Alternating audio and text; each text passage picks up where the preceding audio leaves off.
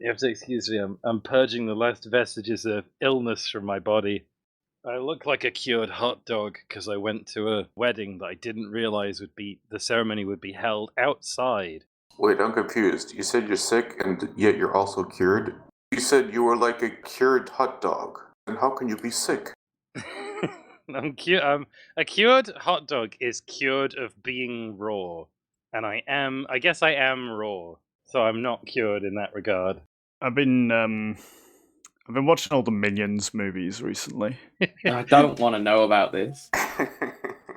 Is this just the Minions? We're not talking about Despicable Me. No, Despicable Me is very important also. I know you've only watched the Minions movies. I've watched Despicable Me 1, and I thought it was sort of alright.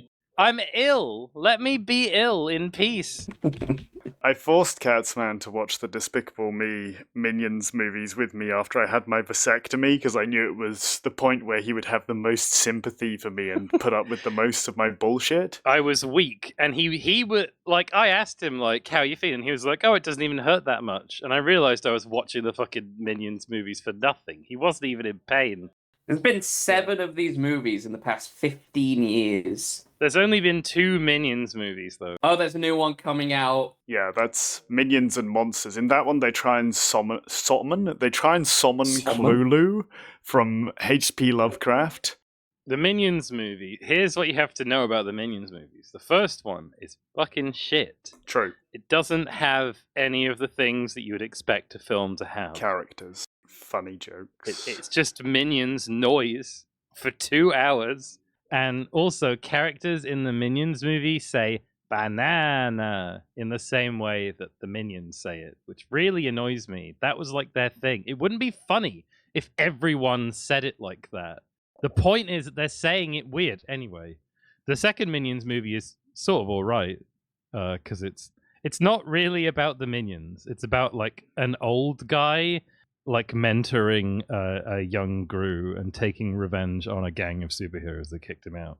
So it's not really a Minions movie, it's just a stealth Despicable Me movie that I guess they thought would sell better if they named it Minions. The second Minions movie is really a Despicable Me Zero. It's like a Despicable Me prequel, whereas Minions is nothing to do with Despicable Me except for like the last 2 minutes.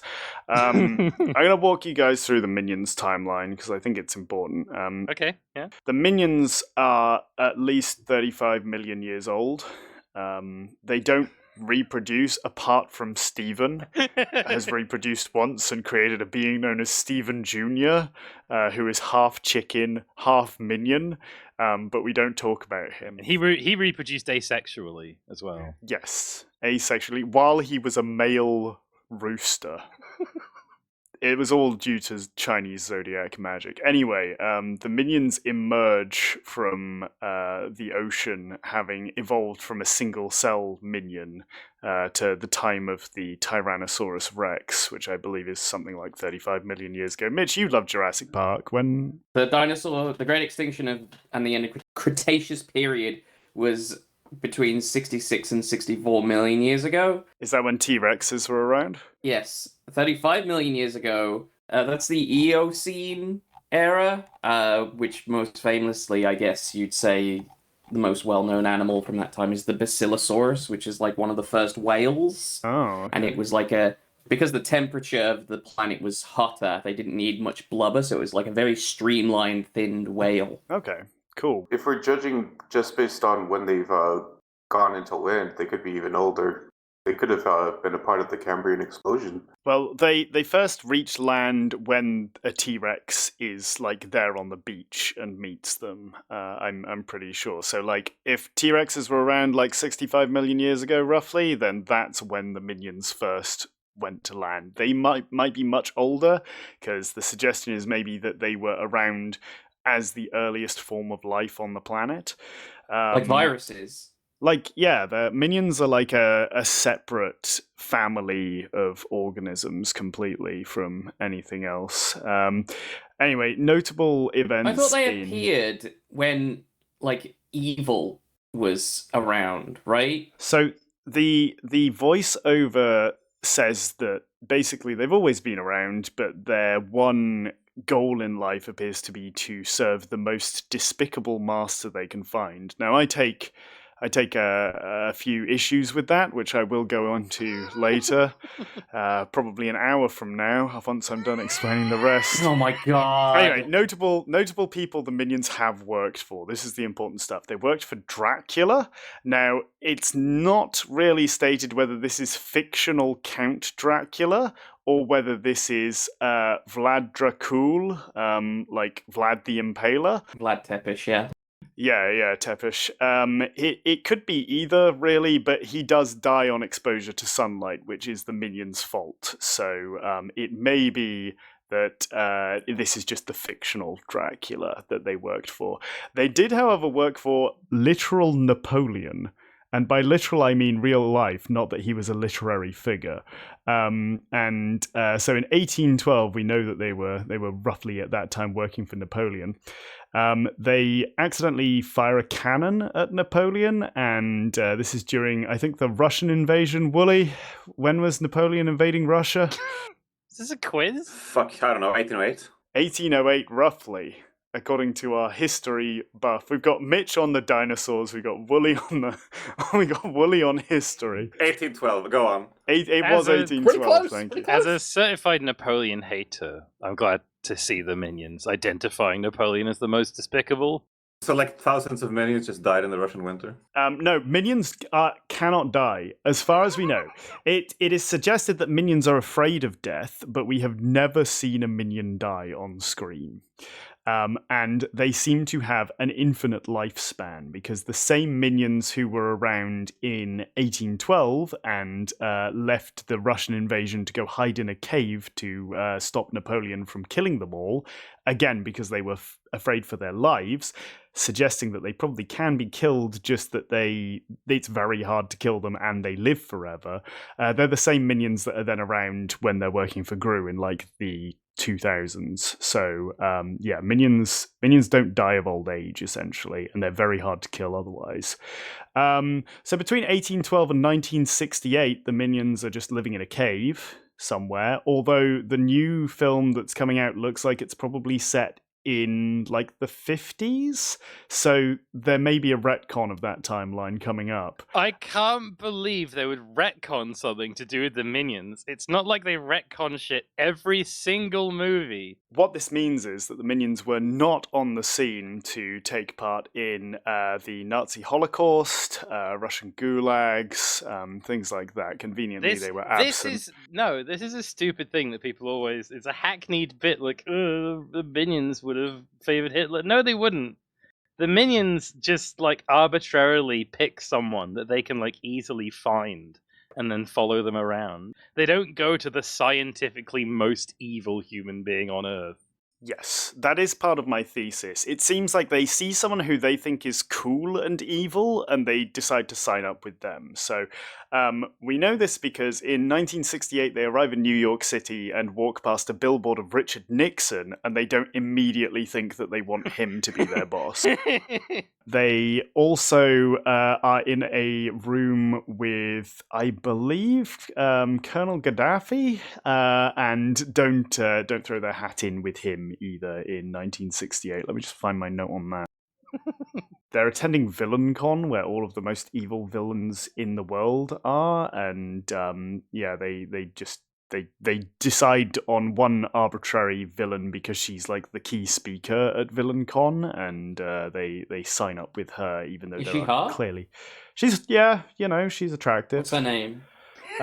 Scarlet Overkill. Are you Googling on Google, or are you searching on Rule 34?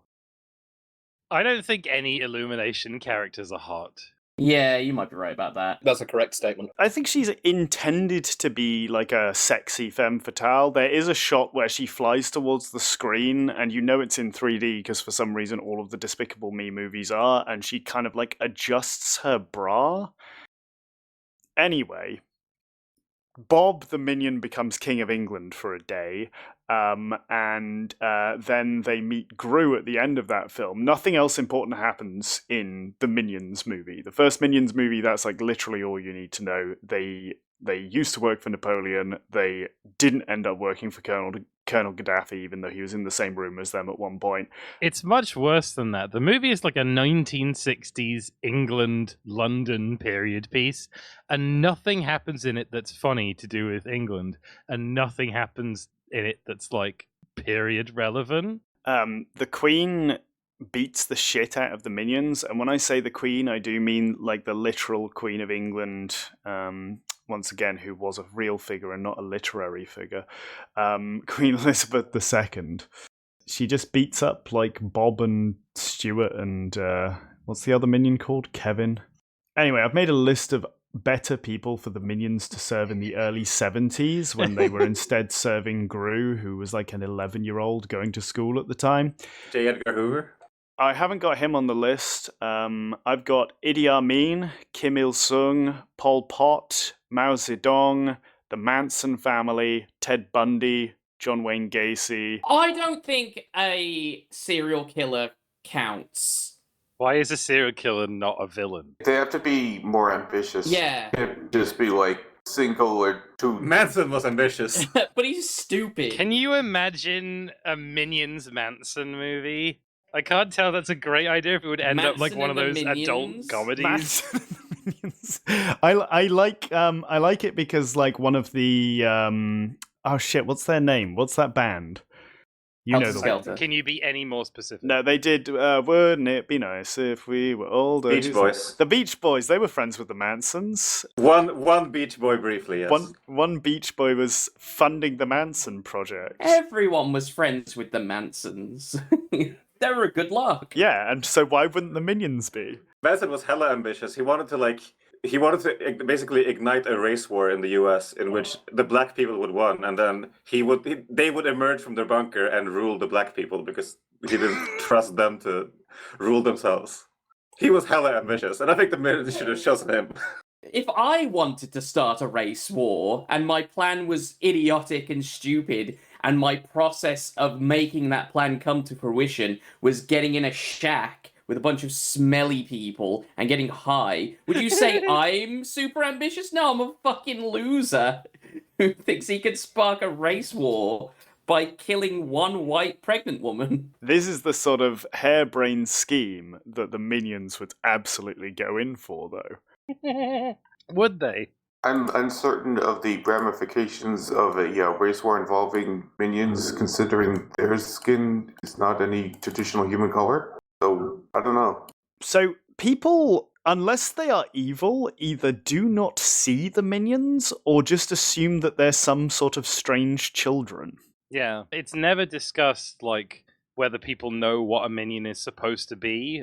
Yeah, it's not like they're like people see it and go, "Oh, there's a minion." They're just like, "Oh, what a strange person." Strange lost child guy, pet, Yeah. creature, blob. But people keep doing this all through the movies, and at one point Kevin was like King of England, so it just doesn't make any sense. Bob was King of England. Kevin was knighted by Queen Elizabeth II. Sorry, I'm so shit on my minions, Lord. That's genuinely embarrassing, Catsman. Fake fan. Yeah. I want to talk a little bit about behind-the-scenes stuff. So, the writers of Despicable Me felt that the Minions were always supposed to have been made in a lab, and the co-director and the voice actor for the Minions said that we should make a Minions movie, and then came up with like the backstory for the Minions, which retconned all of this. So, the only thing on screen that shows that the Minions were made in a lab is there's like a blueprint on one of the walls of Gru's house that like suggests that there are like schematics for here's how you make a minion, and either they're like mechanical or maybe bioorganic but made to spec.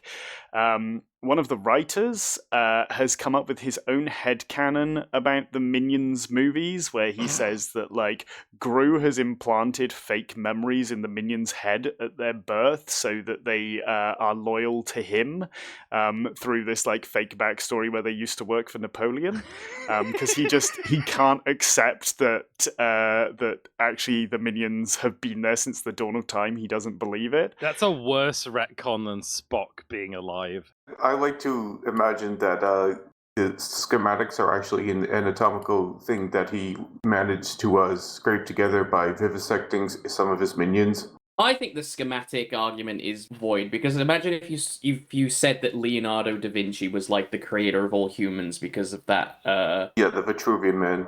Vitruvian Man, thank you. You've just applied more thought to this than the writers of Minions did. That's what I'm here for. Are you implying that the canon of the Minions was not completely fleshed out from the very start? In the behind the scenes of the first Despicable Me movie, they're described as a subterranean genetically engineered creature by Chris Renaud and Pierre Coffin, who voices the Minions. Is he brother of John Renaud, famous Onimusha actor? Could be related. They're both French. Is he friends with Shigeru Miyamoto? Fuck Shigeru Miyamoto. They both appear to agree on this, both of the directors, and Paul says, you want to love these guys, you don't want them supporting the ultimate evil with the Axis powers, you want them to support delightful evil with Gru. He's evil in a way that we wish we could be. He ponders the timeline and adds, Napoleon was far enough back in history where it's like, we're okay with them following Napoleon. We're not really clear on the atrocities that Napoleon was part of. It's funny that the French company would ally their mascot character with a Frenchman and then downplay the Frenchman's evilness. I think this is my whole problem with the Minions, is that I wouldn't care about it as much, but I just hate it on the concept that they're trying to have their cake and eat it as well, where they're trying to like say, oh, these guys, these cute characters, oh, you love them, but man, they're fucking evil, and they love evil people. And if you like these little yellow guys, you like genocide, but don't worry about that. They're not saying that though, because the Minions don't shack up with. Yeah, that's the point of it. Yeah. That's the implication. They're bad, but they're not evil. Yeah. They're also not evil. They're just kind of like inept, like rabbits. Napoleon restored slavery in the French colonies. He did do that. Brutally massacred hundreds, if not thousands, of civilians, and he removed democratic rights and seized absolute authority as Emperor of France. He did that. Pretty evil shit. Yeah, but he was short and funny. Yeah, but I bet the trains ran on time. He wasn't even that short. We could have a Minions like Al Qaeda prequel in 100 years' time when they're still making Minions movies. Yeah. They'll be like, well, you know, Osama bin Laden was so long ago. What atrocities did he commit? It's a second banana has hit the towers. How many Minions do you think could have fit in Saddam Hussein's whole? There's 3 of them, and there's a long scene where they keep farting and laughing, and he gets very angry at them. That's how they found him. Yeah. They just kept farting. We've traced strange methane emissions to this hole in the middle of the desert. That is also canon. It's like Al Qaeda, and it's like the Taliban are like angry at Osama because the Minions keep downloading anime, and he's like, it's not me! I'm not doing it! It's the Minions! They love their Naruto because they're yellow like him. Well, they're sucking up all of his satellite bandwidth, and he doesn't get the warning that someone's going to bust down his door. They're downloading sexy pictures of bananas. Anyway, of all the humans that we know that the Minions have worked for, the least evil person they have ever worked for is Gru.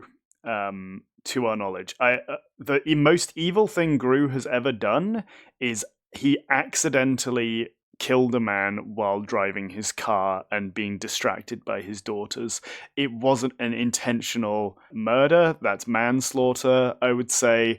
I'd say the worst thing Gru has ever done is manslaughter. He has a couple of accounts of attempted murder, but no successful murders. Have the Minions ever worked for Matthew Broderick before? I was gonna say that.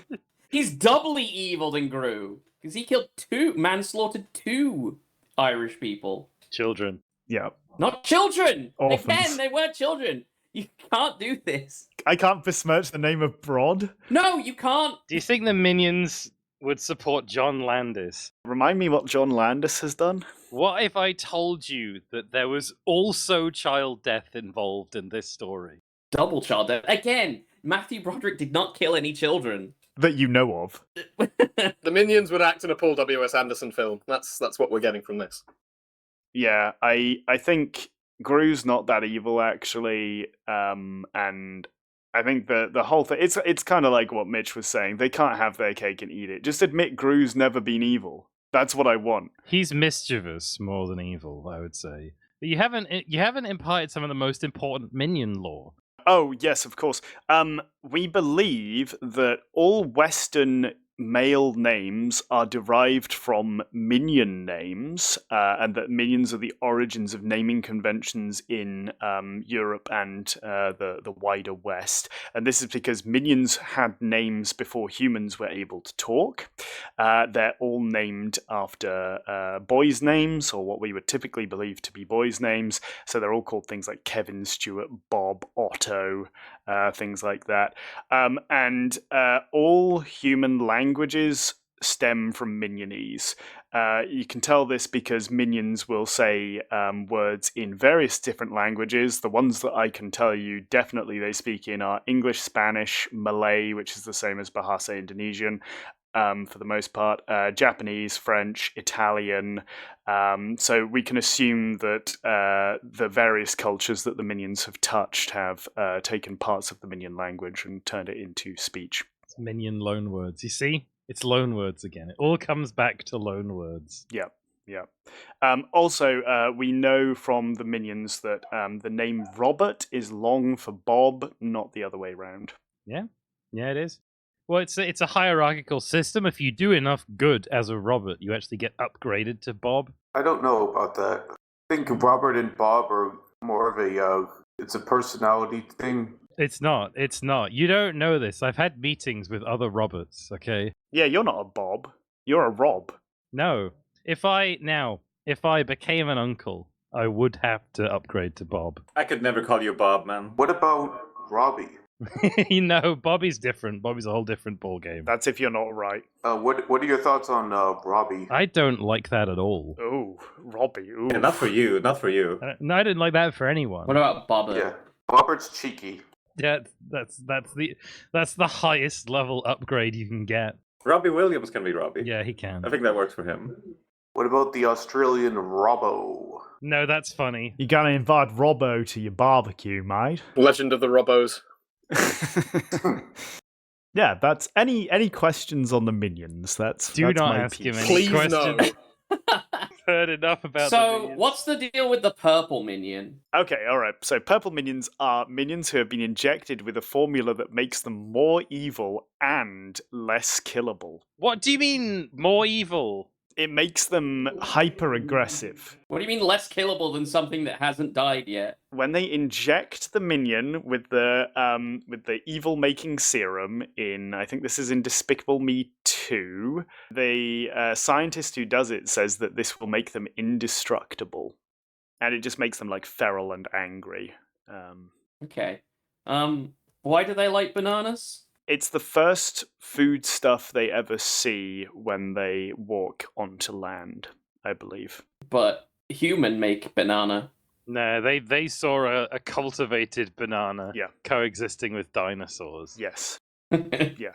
I think that's actually part of how they killed their first boss, who was a T-Rex, because they were distracted by bananas. They also tend to accidentally kill or at least sabotage all of their bosses eventually, so, Yeah. you know, Gru's got his days are numbered as far as I'm concerned. Well, that's the plot of Rise of Gru, is Gru is wrestling with the fact that he might have to fire all of the minions because they are constantly getting in his way. Should have fucking fired them, shouldn't he? Wait, is he paying them?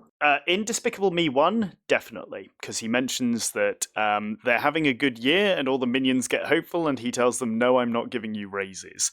He also says to them when he is about to go bankrupt because the evil bank won't fund him anymore, that they should start brushing up their CV so they can look for new work. The evil bank, also known as bank. I have a question. Is there some sort of internal power structure within the minions themselves? Yes, there is. In Despicable Me, I think it's in Despicable Me 3, some of the minions stage a revolt because they're unhappy that they're not doing evil with Gru anymore. They all end up going to prison because they they go on strike from Gru, go looking for a new purpose in life, and all of the minions like follow one boss minion who like has staged the coup, essentially. They go to prison. There's a short called Yellow is the New Black, which is where they're all in prison and try to escape. And then eventually they do escape by the end of, I guess, Despicable Me 3 is what I'm thinking.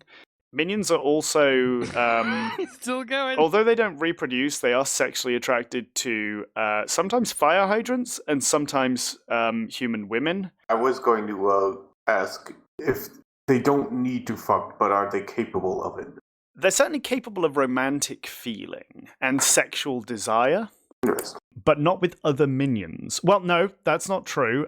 In one, I think it's in the fourth Minions movie, they're all at the office, and some of them are on like a minion dating app that looks like Match.com, and they're all looking at a picture of one minion who is dressed like a they are presenting female, so she's wearing a wig so that she's got long orange hair. They're clearly on some kind of minion dating site. So minions maybe do date each other. And although the majority of minions present male, occasionally there may be some female presenting minions that you just don't see very often. I assume it's like the Smurfs, where there's just one girl. Or gremlins. Except, didn't Gargamel create Smurfette to try to make the Smurfs horny, but it didn't work? But in this case, it did work. Yes. Well, it does work in the Smurfs, but then I can't remember how they turn her good. I think they show her the power of Smurf friendship or something, and then she turns good. And her hair goes from being black to being blonde, because black hair, evil, blonde hair, good.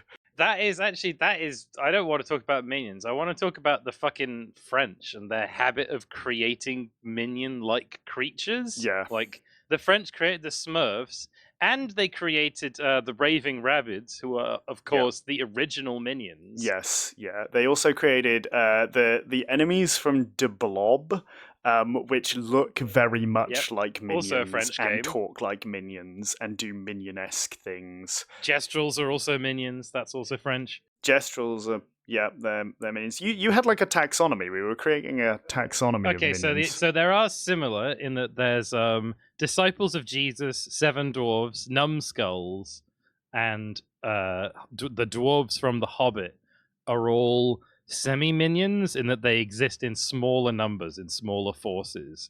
And also there's then Mr. Bean, who is a solo minion.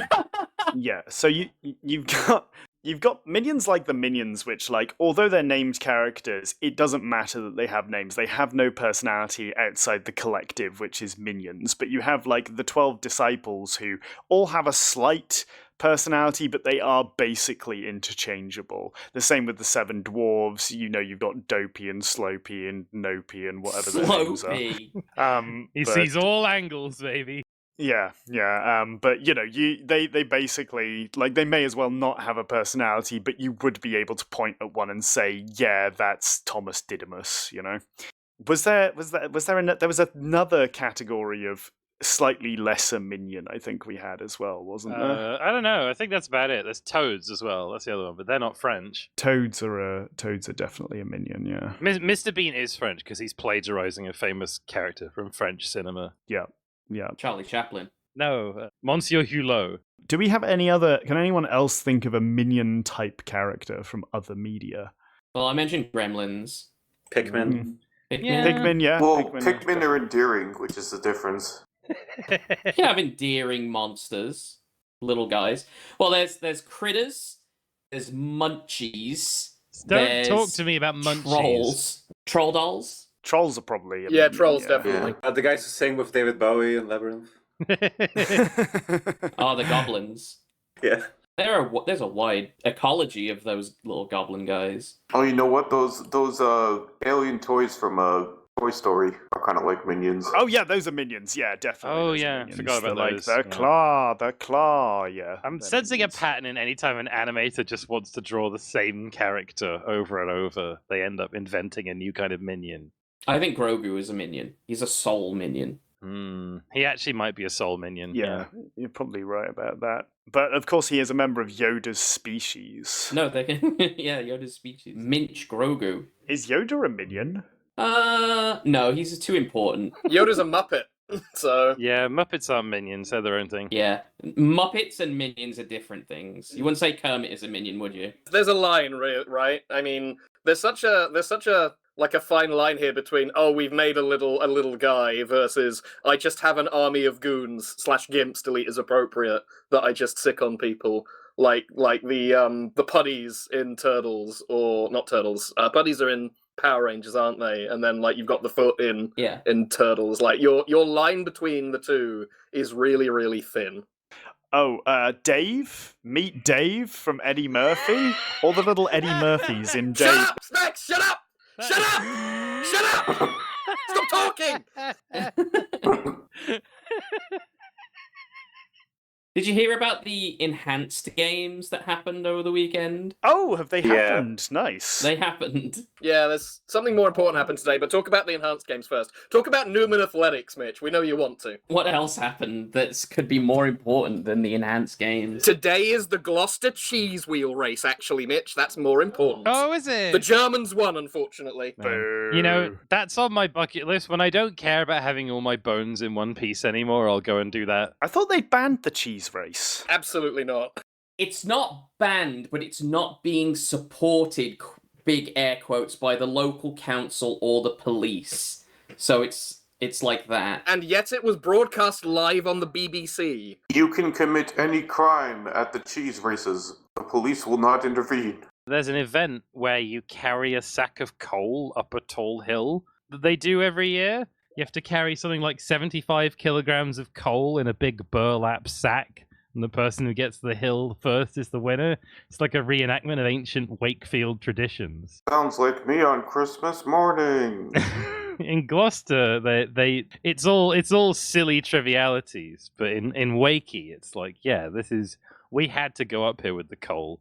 What happened at the enhanced games? I'm reading an article about it now. It sounds like a bit of a stanank. The enhanced games is Pat Boivein's dream come true, whereby we throw out the rule book and we say, athletes, you're allowed to dope as hard as you can. Inject your body with all the drugs so that you are the perfect human.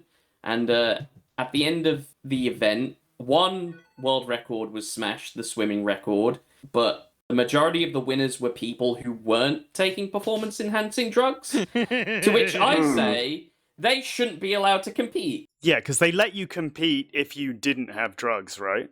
You shouldn't be allowed to compete in the enhanced games if you aren't being enhanced. That just ruins the fun. No, I think that's good. I think it's good because it shows, like, actually is being enhanced that good. If only one world... This is the thing. It was supposed to prove, like, here's how much better we could be as a human race if we were enhanced. If nobody's smashing records, then actually maybe we don't need it. Or maybe actually... the Olympics have some explaining to do and we're getting away with a lot of enhancements slipping through, right? Or maybe the athletes who are actually really good don't want to dope up and be in this sideshow and hurt their chances of competing in actual competitions. I have to point out that the swimming record was not only because they were massively juiced up, they also had special buoyant suits called shark suits, which are banned from normal competition. So they were drugged up and they wore shark suits, and that's the only record that was busted. Top 10 juiced up swimmers. It's called the Enhanced Games, okay? They should have had the 100-meter dash. They should have allowed roller skates, you know? That's enhanced. Yeah, they should have allowed rocket boots, in my opinion. Yeah, should have allowed shadow soap shoes is what you should have had. Should have allowed animals to compete. The deal with this is that all of the cringiest people on Earth accidentally came up with what is a really funny idea, but then they're enhanced athletes. They promised that world records would be shattered all over, and barely any world records were shattered whatsoever. And yeah, unfortunately, I think the most disappointing version of this is probably true, which is that all the athletes at the regular Olympics are just doping. Yeah. I say this because of that phase my sister went through of watching Lance Armstrong documentaries or villainous dramatizations of Lance Armstrong. I listened to some stuff about this recently, and they were like, yeah, everyone was doping. Like, if you weren't doping, you weren't getting on the team. Like, literally every top cycle team was doping. We already have the enhanced Olympics. It's called the Olympics. But if we take Incredibles as a point of inspiration, if everyone is doping, no one is. No one is. Yeah. You know? I thought you were going to say maybe everyone who's an Olympic grade sprinter is actually a superhero, and they're just pretending not to run as fast as they can. I'm anti Brad Bird as well. I had an auntie named Brad Bird. My dad's sister. I am really disappointed. I was hoping this would be super cool. And yeah, we'd see limits smashed, but yeah, I think it does mean the Olympic Commission maybe need to start looking at their drug testing policy and see if they can start catching more people out, huh? Nobody went even mildly beyond, let alone further beyond, you know? I think with the upcoming Los Angeles Olympics, doping is the least of the Olympic Committee's worries. I think they should have an enhanced Olympics where you're able to like use any method of locomotion whatsoever. So like it's the 100-meter dash, but you can like use a car if you want, or like a trebuchet.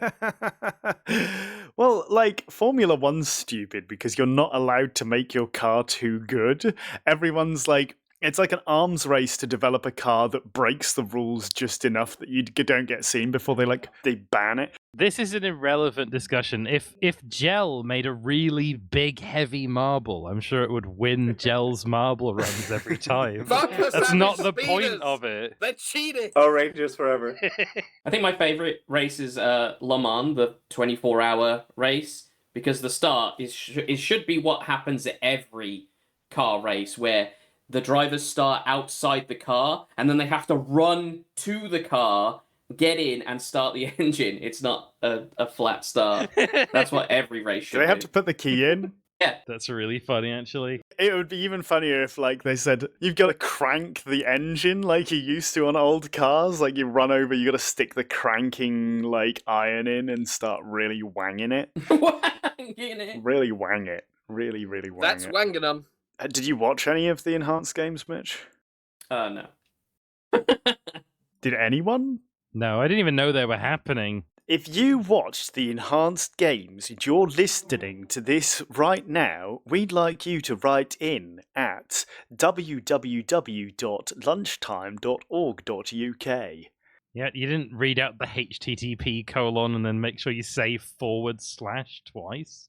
And you don't say dot, you say full stop. Speaking of full stops, this conversation has ended. What are next? I want to hear what Mitch did on his holiday. It was 2 weeks of Japan. Yeah? I will say Specs must have gone to the wrong Japan. I think he went to Tokyo, Minnesota or something. He went to Neo-Yokio, that's where he went. He went to Neo-Tokyo. I had the fucking time of my life while I was in Japan for those 2 weeks. It did seem from your holiday snaps like you did a variety of different things that weren't just like all the stereotypical tourist things. Yeah, I didn't even hit Shibuya Crossing or see Hachiko. Didn't have time. So this has only increased your appreciation for Japanese culture, whereas Specs was like, I'm over it now. Wait, did you say you didn't go to the statue of Hachiko? I didn't. It's right next to Shibuya Station. I didn't have time! It's right there. That's you don't my need any least time. It's just favorite there. thing of Japan is that the stations, they're a maze. They're mazes. They're all right. They're almost as bad as the Don Quixotes. Oh, I love a donkey. In order to escape from. Don Quixote was a nightmare. I got lost. I could not find the escalators down to get out. Yeah, that's fair. That's fair enough. But I managed to find my Yakuza perfume on my trip. Oh, good. And bought it in the Don Quixote. Go on, Mitch, just give us a couple of highlights. We gotta have the youth story. That's the one we gotta have. Of course. Well, I went there to see some traditional Japanese women's wrestling. That was my main reason for going there. So I met Hell yeah. some stars. I met Aja Kong. I met Ryu Mizunami. I had a great time at the show.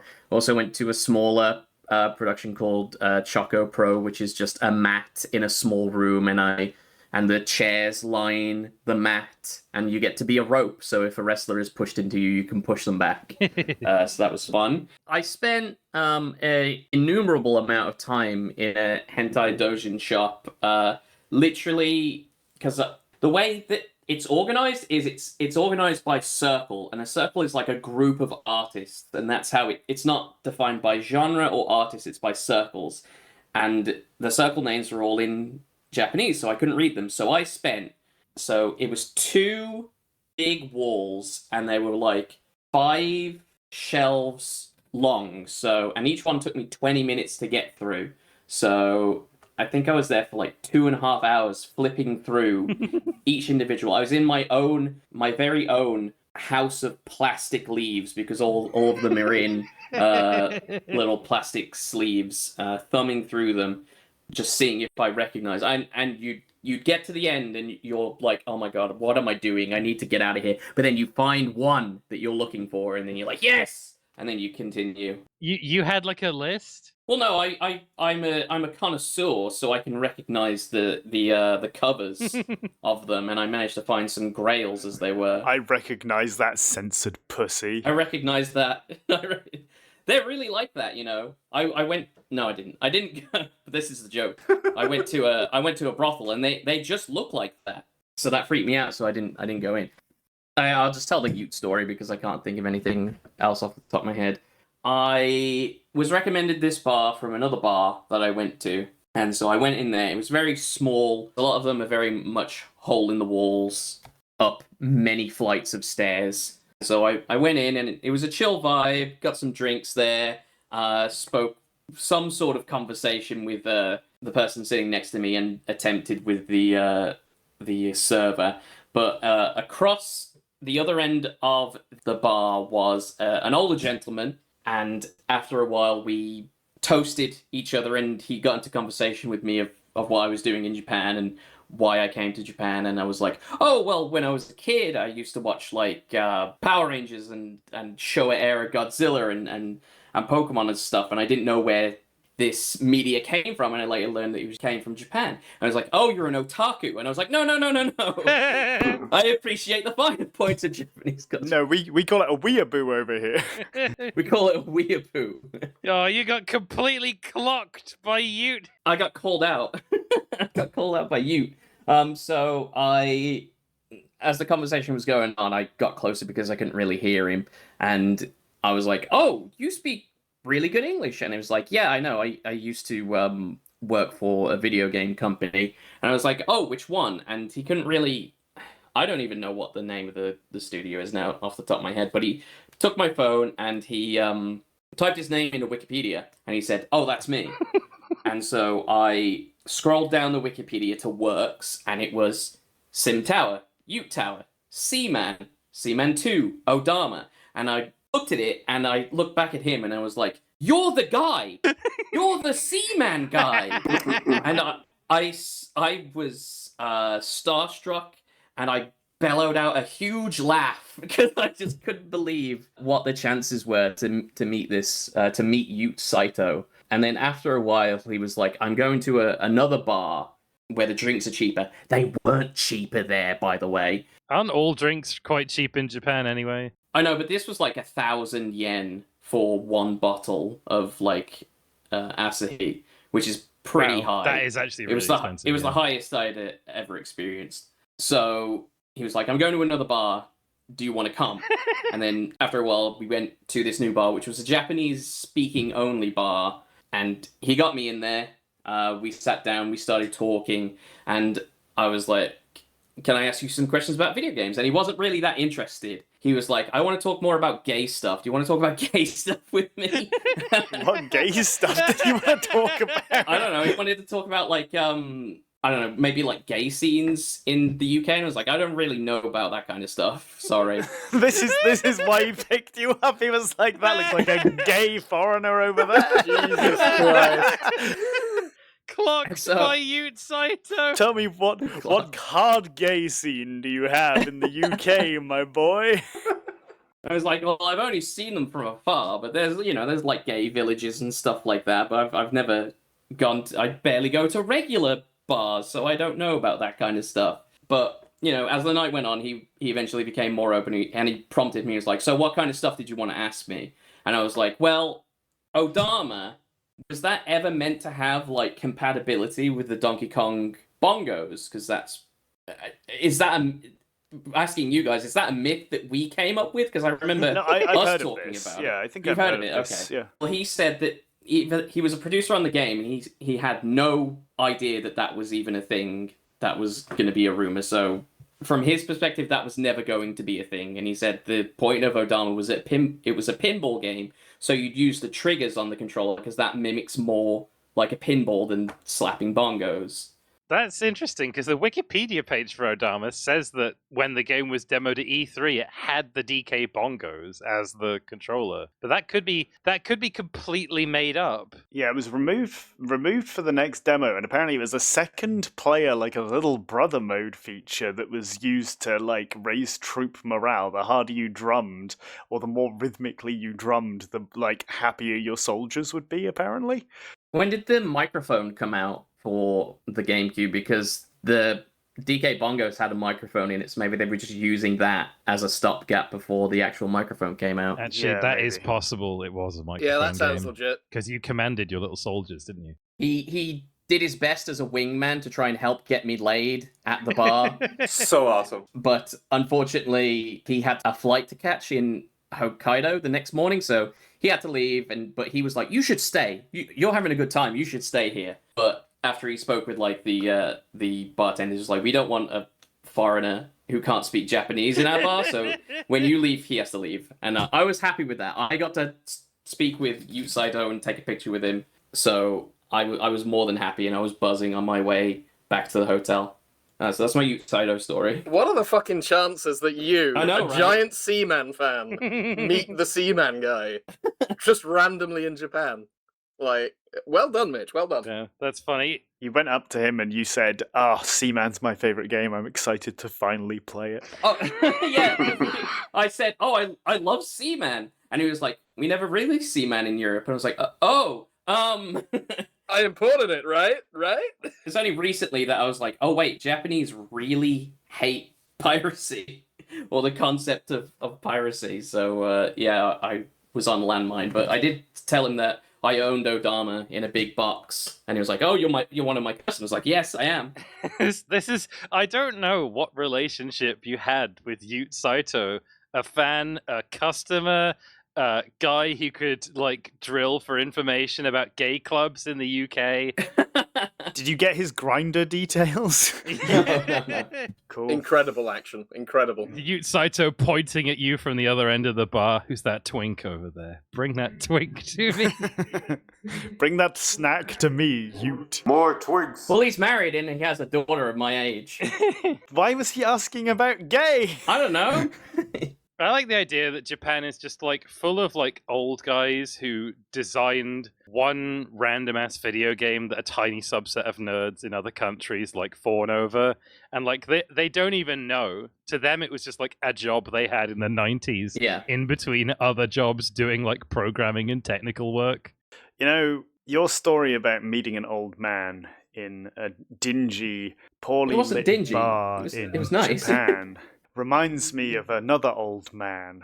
Is it an old sword-giving old man? Oh, before we talk about that, that's another thing that happened to Mitch. He was given advice by an old man on Beyblade. Oh yeah. Oh, yeah. Beyblade was a thing. So I went to the Beyblade bar, which was nice. I managed to buy their limited run Beyblade that they're selling. So hopefully I can flip that in like a couple months' time to pay for the pornography that I spent a lot of money on. But when I was there, I spoke with a Taiwanese gentleman who was also there. He was really excited to play Beyblade. He was fucking chomping at the bit to down whatever chicken nuggets and chips he bought to go to the room where you get to play Beyblade. But I spoke to him and I was like, oh, he had the latest Beyblade, because in the West we're on Hasbro, where in Japan they're into Takara Tomy, so they get all the new releases sooner than us. It's getting better, but some stuff falls through the cracks that you can't get in the West, but you have to go to Japan. So one of the things I wanted to do in Japan is get the latest Beyblades. And the Taiwanese gentlemen, they were playing with there was a couple of them. They all had the latest Beyblades, and I was like, oh yeah, I want to get that. And he was like, sorry, we Taiwanese, we buy all the Beyblades and then sell them in Taiwan. You'd have to go to the countryside if you wanted any of the new Beyblades. And sure enough, every store I visited, every Toys R Us I went to, it was sold out. And I only saw the same 2 Beyblades everywhere. That apparently they don't want, and they were Beyblades I like, so they don't like my Beyblades. I like that the guy told you that on the behalf of Taiwan. Like, yeah, he it's all apologized us. too. We do He was it. like, I'm sorry. We do this. It's just something we do. But I went to Setagaya Park, I think. There was a day where I wanted to go to a flea market to see what I could find. There are 2 flea markets that are well known. There's the Tokyo flea market that's next to the Tsukiji. It's close to Tsukiji fish market. But there's also one on the other side of Tokyo in Setagaya Park. The Tokyo one's more well known, and the Setagaya one is smaller. So I thought, well, if I go to Tokyo one, if I want to pick up like stuff, it'll probably be higher marked up because that's where all the foreigners go. So I went to the Setagaya Park and I wandered around this park looking for the flea market. And as I did the rounds of the park, I saw all the gentlemen playing traditional Beyblade. I can't remember what the actual game is called, but it's played with little tiny metal tops that you wind with actual string. I think it's called Baekoma. Yeah, Begoma. Baegoma, sorry. So yeah, there was one gentleman there who was very skilled, and he did all sorts of tricks where he would fling and he was so graceful where he just like let it go from his hand, and it would just wind down the string that he would tie, and it would just be there, and he could lift it up with the string, he could place it in his hand, hop it over to someone else's hand, have it go down and up the string like it was a yo-yo. Yeah, and I'm terrible at that game.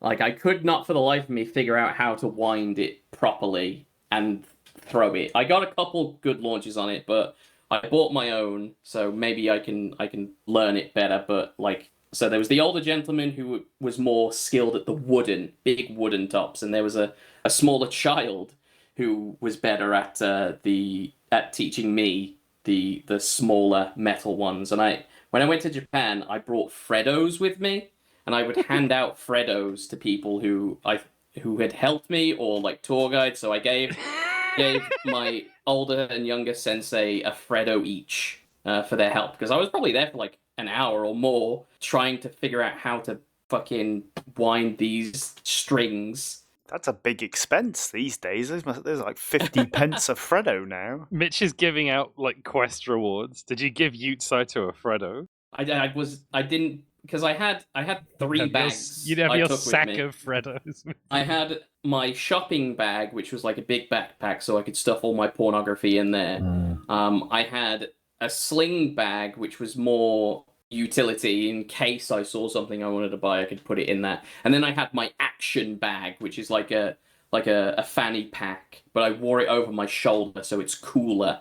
And my action bag was just like going out, I'm not buying anything, so I couldn't fit any Freddos in that action bag. So I couldn't give Ute Saito a Freddo. That was it. I played Beyblade for an hour and a bit there, and then found the flea market, which was mostly clothes, but I bought a Sailor Moon and an Evangelion Laserdisc. Nice. Do you have a Laserdisc player?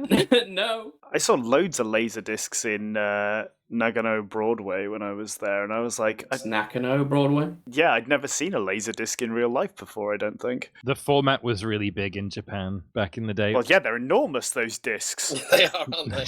It was one of the only places it was successful. Japan and the living rooms of annoying movie nerds. I forget what the name of the... Let me look it up. Oh, yeah. So the Laserdisc I bought was called Sailor Moon Dreaming Moon. Fortunately, it's all been put on YouTube, so I don't need to buy the Laserdisc, but... Why did you buy it then? Because it's cool! No, if you're going to own a Laserdisc, you have to own a Laserdisc player. That would be insane. That would be like buying games for Wii U when you don't have a Wii U. It'd be like buying vinyl when you don't own a vinyl player. I bet it won't play on a PAL Laserdisc. Anyway, Wait, you've got a vinyl player. Just put it on your vinyl player. They're the same size. I just get the sound though. The Sailor Moon Dreaming Moon Laserdisc I bought is on YouTube, and it's a terrifying thing. It's actors in Sailor Moon Kigurumi masks. Oh god, it is. I'm looking at it now. So it's horrifying. The hell? Horrifying compared to the Sailor Moon stage play that I went to. This is scurry. Why didn't they just let them have their regular human faces? What is this? Laserdiscs hold almost as much data as a DVD. You would have made a great Laserdisc salesman back in the day. No, they had Leonard Nimoy back in the day. But 1984 was when they had a 3.3 gigabyte Laserdiscs in 1984. DVD didn't come out until just before the 2000s, right? The problem is though that one Laserdisc, it's 3 point whatever gigs of capacity, but it's double-sided. So you'd have to flip the disc. You have to flip it in the middle of movies. And bigger movies came in multiple discs. There were some Laserdisc players that would flip the disc. Well, they wouldn't flip the disc, but the laser would go from bottom to top in the mechanism, so you didn't have to flip it. Oh, the player flipped and the disc stayed where it was. Yeah. The discs were also just fucking enormous, which is something I tell to vinyl collectors, but they won't listen to me. I'm a CD collector, personally, because the discs are small. I think there are some songs I would collect on CD rather than on vinyl, but I think it's taste. I wouldn't buy a Prodigy vinyl, you know. That's a a CD CD song. I know what you mean, actually, yeah. Yeah. What would you buy on cassette tape? The Mr. Blobby theme. Like, if you go to, like, charity shops now, they have cassette sections, and it's all shit like, you know, the best of Frank Sinatra and, like, novelty cassette records from the 1980s. It's 100% that. There's no music on that format in shops that anyone wants to listen to. What, on cassette? I'm assuming because cassette degrades the more you listen to it, so all the good cassettes have just been destroyed over time. Like cassette is for audiobooks or making your honey a mixtape. Like that's what cassettes are for. That's unique to them. There's a wave of VHS nostalgia as well. So VHS exited my local charity shop, and then it re-entered it at 5 times the cost. Yeah. One of my friends inherited a VHS player and was like, I'm going to go get some VHS movies and play them. He put in Alien, and the sound was so distorted that you couldn't hear anything in the movie. And he was like, hold on, let me try one of my other VHS movies. And they were all like that because the magnetic tape had just degraded in the years. It's pointless. Don't buy VHSs. I tell you what, I bought a VHS tape that we should all watch when we're here. It's a women's wrestling VHS tape that came with 3D glasses. Incredible. Okay? Incredible. God, yes. And I put it in just to test it to make sure it works. The whole tape is women wrestling in the center, and the camera is constantly revolving around them. Nice. Holy That sounds ace. Oh, is that... Oh, I see. It's that revolving 3D Yes, that thing that one. was popular at the time. Red That's Letter really Media funny. did like a best of the worst where they had a tape from this company. I can't remember what the name of the technology was called, but it's got a funny name. Right, it's not the stereoscopic 3D. Oh, no. It's It's the- not red and green. It's like when you're looking at it on without the glasses, it looks normal, and when you put on the glasses, then it becomes 3D. It's convincing. It looks good. I do sometimes consider just like going to get like when you've got unlabeled VHS tapes and you're like, this could be a funny home movie or something. Obviously it'd like end up being something crap, but I have this kind of like romantic dream of finding a snuff VHS film. tape that's like something really unique that someone's made in their home and like taped. Homemade pornography. I was a consumer of that content. I've never found anything interesting on a used computer. That's what annoys me. I got a whole like 486 and I was like, oh, I wonder what this has been used for. It's used for the world's most boring accounting firm.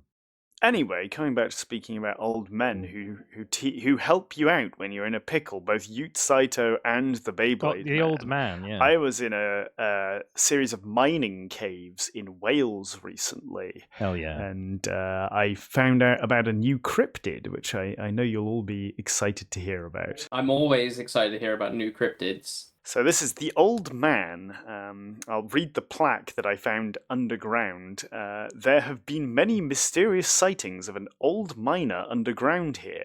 The miners knew him as Thold Mon.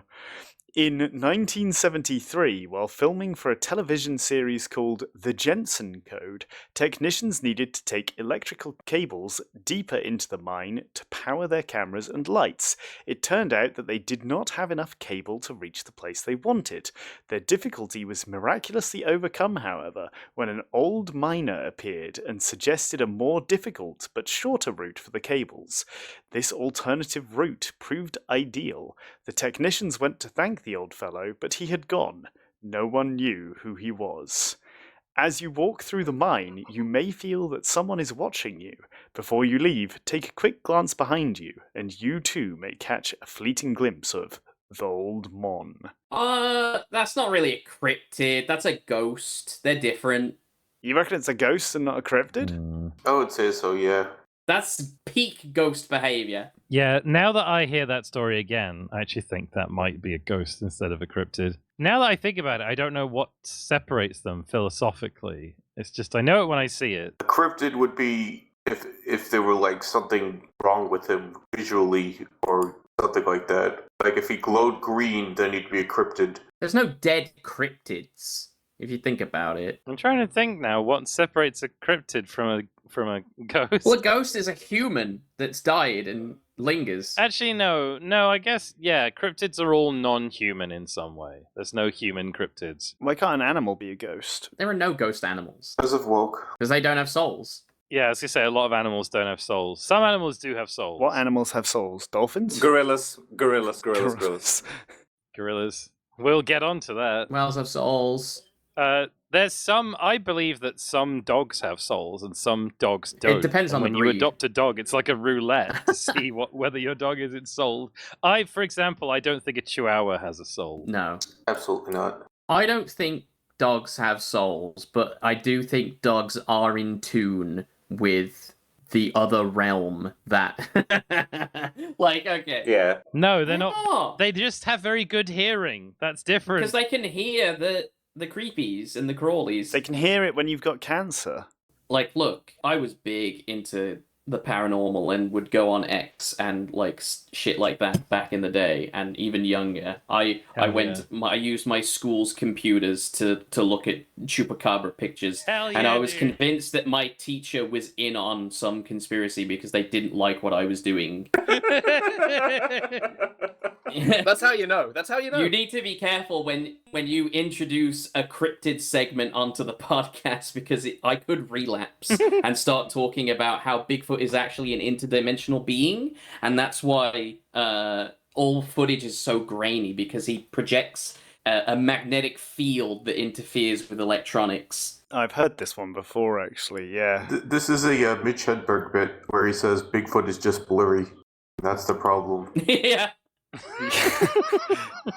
People have stabilized the original footage of Bigfoot and like zoomed in and like cleaned it up, and there's like a small pocket of Bigfootologists that's like, that's a female Bigfoot. Look at those tits on that Bigfoot. That's a female Bigfoot, probably of breeding age. And they get really in depth of how quote unquote attractive they find this Bigfoot. That's beginning to sound suspiciously horny. The last I heard, we'd cleaned up the image and it's just a guy in a gorilla suit on his way to a party, right? I was gonna say, when you clean up the image like that and stabilize it, it does look a lot like a guy in a gorilla suit. Going to a party through the woods? Yeah, if the party's like on the other side of the woods, and you're not gonna go driving in a gorilla suit, are you?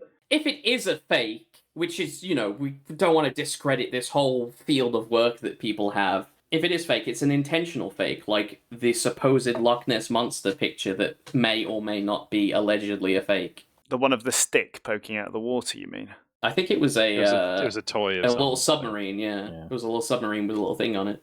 Okay, well, I'm sorry for bringing a ghost to this cryptid-based podcast. I clearly didn't even think about it. I don't believe in ghosts, so... It's fine if you want to make it a paranormal podcast. Well, I didn't believe in ghosts, so I thought, this has to be a cryptid. It can't be a ghost, because... Ghosts are lies. It could be a crypt. It could be either one, but it sounds like a friendly ghost to me. I think more than a cryptid. What if it's just some kind of knocker? What if it's like a really big knocker? Oh, it's got knockers, all right. I love big knockers. No, the Bigfoot's got knockers, yeah. No, they're like little gnomes that live in mines, and they knock to tell you that there's bad things going to happen. I think you'd have to find out exactly how humanoid it was. If it looked just like a guy, It looked like a guy, yeah. likely not a cryptid. But there's some cryptids that are like quite humanoid, but that aren't human. Like the donkey lady of San Antonio, for example. Is that your cryptid? Well, there's some cryptids that disguise themselves, right? Like there's those Mexican witch women who have like a horse's skull, but they disguise themselves as a sexy lady, so that you start kissing them, and then it turns out you're kissing a horse's skull, and you go, ugh. And then they go, ha ha. And then you come. They go, ha ha, and then you go crazy. That's the... It's such an easy mistake to make. You wouldn't know it. People that back in the day just didn't look at the skulls of people they were kissing. That's the problem. Now we know. My cryptid is actually the shug monkey. What the fuck is a shug monkey? The shug monkey is a mythical creature in the folklore of Cambridgeshire, sharing the features of a dog and a monkey. Wow. It reportedly haunted Slough Hill Lane, which leads from the village of West Ratting to nearby Balsham. Like the boneless that we had last time, this is a unique cryptid. There's only one of them. I thought we found out there were multiple boneless because it had been seen all over the country. Yeah, you're right, actually. Sorry, there are multiple boneless. Maybe it's the same boneless that got around. It looks like a jet black, shaggy sheepdog with the face of a monkey and horrible eyes. Could this just be a very dirty old English sheepdog? It could be a horrible dog. Yeah, maybe. Yeah, it could be a dog with like a deformed limb. I'd also like to point out that that's not pronounced Balsham. That's Balsham. Yeah? West Ratting and Balsham. Is that so? Yes. Sometimes it would shuffle along on its hind legs, and other times it would whiz past on all fours. That's Police Constable A. Taylor. After dark, the local children avoided its haunt on Slough Hill. Now, the interesting thing about the shug monkey is that it has not been seen since World War II. Ooh. And locals are concerned that it might have been killed during the Blitz. Why are they concerned it got killed in the Blitz if it was terrorizing their town? Well, it's a unique cryptid. There was only one of them in existence. And now, instead of catching it and putting it in a museum as the world's first cryptid that actually existed, it's dead in a ditch somewhere. I'm trying to see if there's any documented... Like, I want to know what people were actually saying, because with the boneless, we had, like, eyewitness statements. I want some eyewitness statements about the shug monkey from people living in Cambridgeshire. Sounds a lot like devil monkeys that are a Canadian cryptid. There's a book by Nick Redfern called Man Monkey in Search of the British Bigfoot. Yes. I don't know. I think this is so because it's localized entirely to a certain street. I suspect it never went outside that street. It had a roaming area like a cat. And there's references to Black Shuck, which is a very famous cryptid, like a dog. What is he?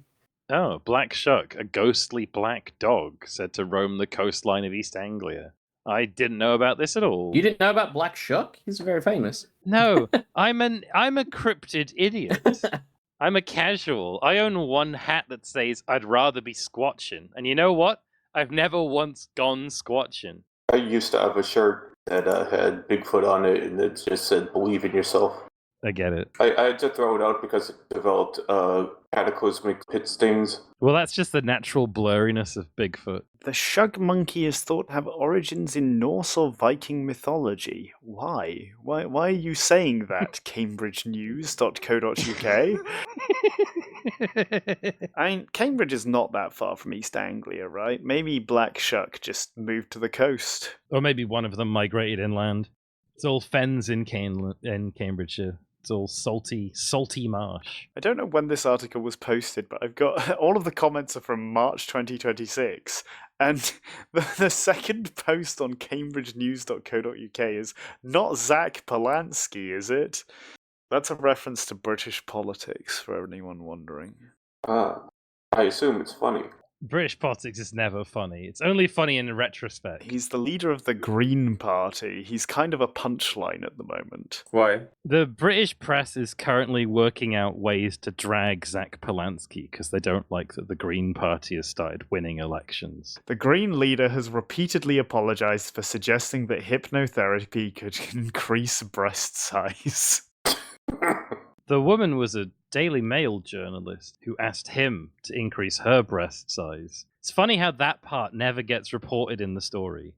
You could go to Elgood's Brewery right now and get yourself a case of 35 pints of a beer called Shug Monkey, which is a light-bodied and sessionable with soft toffee and toasted malt flavors and a hint of citrus from Amarillo brightens the palate, balanced by a gentle challenger bitterness. 35 pints of that can be yours for £82.20. I'm sorry, but that's fucking stupid. The Shug Monkey is like a pitch black evil dog monkey, and they didn't make it like a stout? It's an IPA? That's not on brand. Yeah, it needs to be like a Guinness sort of thing. I will describe the Shug Monkey from another entry I found. A vast creature walking on 4 muscular legs like a lion's. I thought it was the size of a dog. How is it vast? Covered in thick, glossy black fur, easily 10 foot in length. What? What are you talking about? This person has seen a completely different cryptid. That's a different, yeah. This is an eyewitness account from Sam Holland, who is taking a bracing January walk in the Suffolk countryside with his spaniel dog Harry. In Suffolk? On what date? January. So he's not near Cambridge. In Suffolk, apparently. Yeah, I mean, he's across from Cambridge. But he's not actually in the one village that the Shug Monkey is supposed to be in. He saw that it had a dreadful frowning face similar to a silverback gorilla. It possessed a Not what the thick Shug neck, Monkey looks like! wide flared nostrils, and terrifyingly huge jaws. All right, next podcast, we're all gonna bring your own cryptid, and then we're gonna decide who would win in a fight with the cryptid. Pick a cryptid that's personally meaningful to you. Mitch, if you can fight any animal, could you fight any cryptid? Now that's difficult because I could research a hippo before fighting it, so I would know if it's more sensible to attempt my get out of the way while it's trying to charge me trick, or I snap its spine trick, and which strategy I adopt. If you were to tell me you're going to be fighting a Shug Monkey, and I looked up Shug Monkey and it sent me to a brewery company, and I had no information. There's not even a fucking picture of a photograph of this thing, let alone footage of it in its natural habitat, so I would not know. I don't think I could beat any cryptid. I could beat any animal, I could not beat any cryptid. You've got to know whether to dodge or parry, is what you're saying. You need to study the frame data so you know all the parry timings. Yeah, or sometimes they pull out those attacks that you have to jump over. I've never seen a cryptid, but I did once have a vivid waking hallucination of seeing an old man sitting in a rickety chair like opposite my bed as I woke up. I was lying on my side. Oh, it's a little bit of the sleep paralysis. Yeah, I've had some of that too. I like to believe that old man once lived in my house when the dungeon was full of coal dust instead of Yogurt. rotting food being broadcast live for the enjoyment of 2 people on Twitch. That's why he doesn't appear to you anymore. He's disgusted by you, moved out. Was it full of coal dust because someone had dragged 75 kilograms of coal through your kitchen? Is that why? That's Wakefield. You're thinking of Wakefield. They love coal over in Wakefield. In Leeds, we love wool. Okay, well, next time, everyone bring your cryptids, and we'll see. Actually, what you could do is just bring your most local cryptid, and we'll see which one would win in a fight. Does the Somerset Gimp count? He's not a cryptid, but he was arrested. Who is the Sunset Gimp? Is this like the Bergheim piss guy? You can't arrest a cryptid. If it's a man, that's not a cryptid. In Leeds, there's a man named Needles, who is the local equivalent of the Somerset Gimp. We have the shit man over here. What's the shit, Is the man? shit man?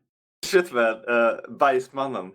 He is a legendary crust punk of Gothenburg who made a name for himself in the 90s by going to outdoor festivals and tipping over porta potties. Incredible action. That is Gru level evil. Yeah, that's Gru level evil.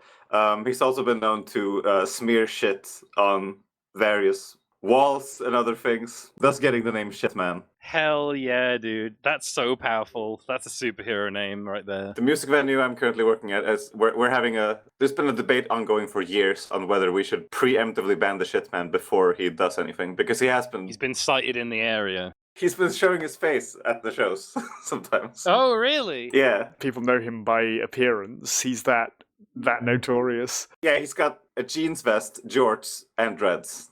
And he's white. He always wears the same shit man uniform. Yes, he's a crust punk. That's what they do. And a plastic shopping bag full of like really weak beer. Like in Sweden we have the folköl, which is like it's 3% or less. You can sell it in grocery stores. And that's what he drinks all the time. He doesn't drink strong beer. He just has a big shopping bag of weak beer around him all the time. I'm imagining him as looking sort of like Sonor Card Gauge. Wait, hold on a second. A robot designed to work in and around shit. He does have a goatee, yeah, I guess. You're kind of on point there. Have you seen the shit man? I saw the back of his head. Like, because I'm pretty new in the punk scene, so all things considered, in this town. So I didn't recognize the man by sight. But I was at the mixer chatting to somebody, and this guy with the big dreads, smelly guy, walks past, and my friend I was talking to was like, "Do you know who that was?" And he said, "That's the shit man." That's the shit man, and then I get the full story of the shit man. I would vote to preemptively ban the shit man. I guess if you ban him, there's a chance that he may strike in retaliation. Yeah, that's the So I don't thing. know. But I also think we should ban the shit man because he freaks out the young people. Yeah, I can imagine. Understandably. The youth are disturbed by the shit man. As they should be. In Leeds, there's one guy named Needles who will walk up to you and show you all his like festering leg wounds, and then he will threaten to stab you with hypodermic needles if you don't give him money. Jesus fucking Christ, what? It's, yeah, I think he might have been banned from the city recently, although it's kind of an unenforceable ban. The Somerset Gimp was a man who would appear in the middle of country lanes at dusk and would stand menacingly in the road as a car would approach, generally, I think, when women were driving. He wore a full gimp suit with face mask, and as they approached, once he knew they had seen him because they stopped the car and started honking for him to get out of the way, he would flop down in the mud and start rolling around, writhing in pleasure. I didn't know this bit. He's been banned from appearing outside in a gimp suit. He was captured by the police and told that he could go out in public as long as he did not writhe on the floor or wear a gimp suit, and certainly not both. I think that's fair enough. The gimp suit isn't for outside. See, when was this? When was the Somerset Gimp? It went on for years, actually. I'll get you the news. I think it finished in like the early 2010s. See, if he'd been around when TikTok was, he'd be a TikTok star. No, he was only banned 2 years ago. Oh, it was 2019. Jesus Sorry, I thought it Christ. was... I've heard tales of the Somerset Gimp going as far back as 2010. Maybe he only reached mainstream only reached coverage. My mainstream, family yeah. are from Somerset, so yeah. I'm reading an article about him on the BBC now. Like, seeing a man in a gimp suit writhing around, I would definitely be disturbed.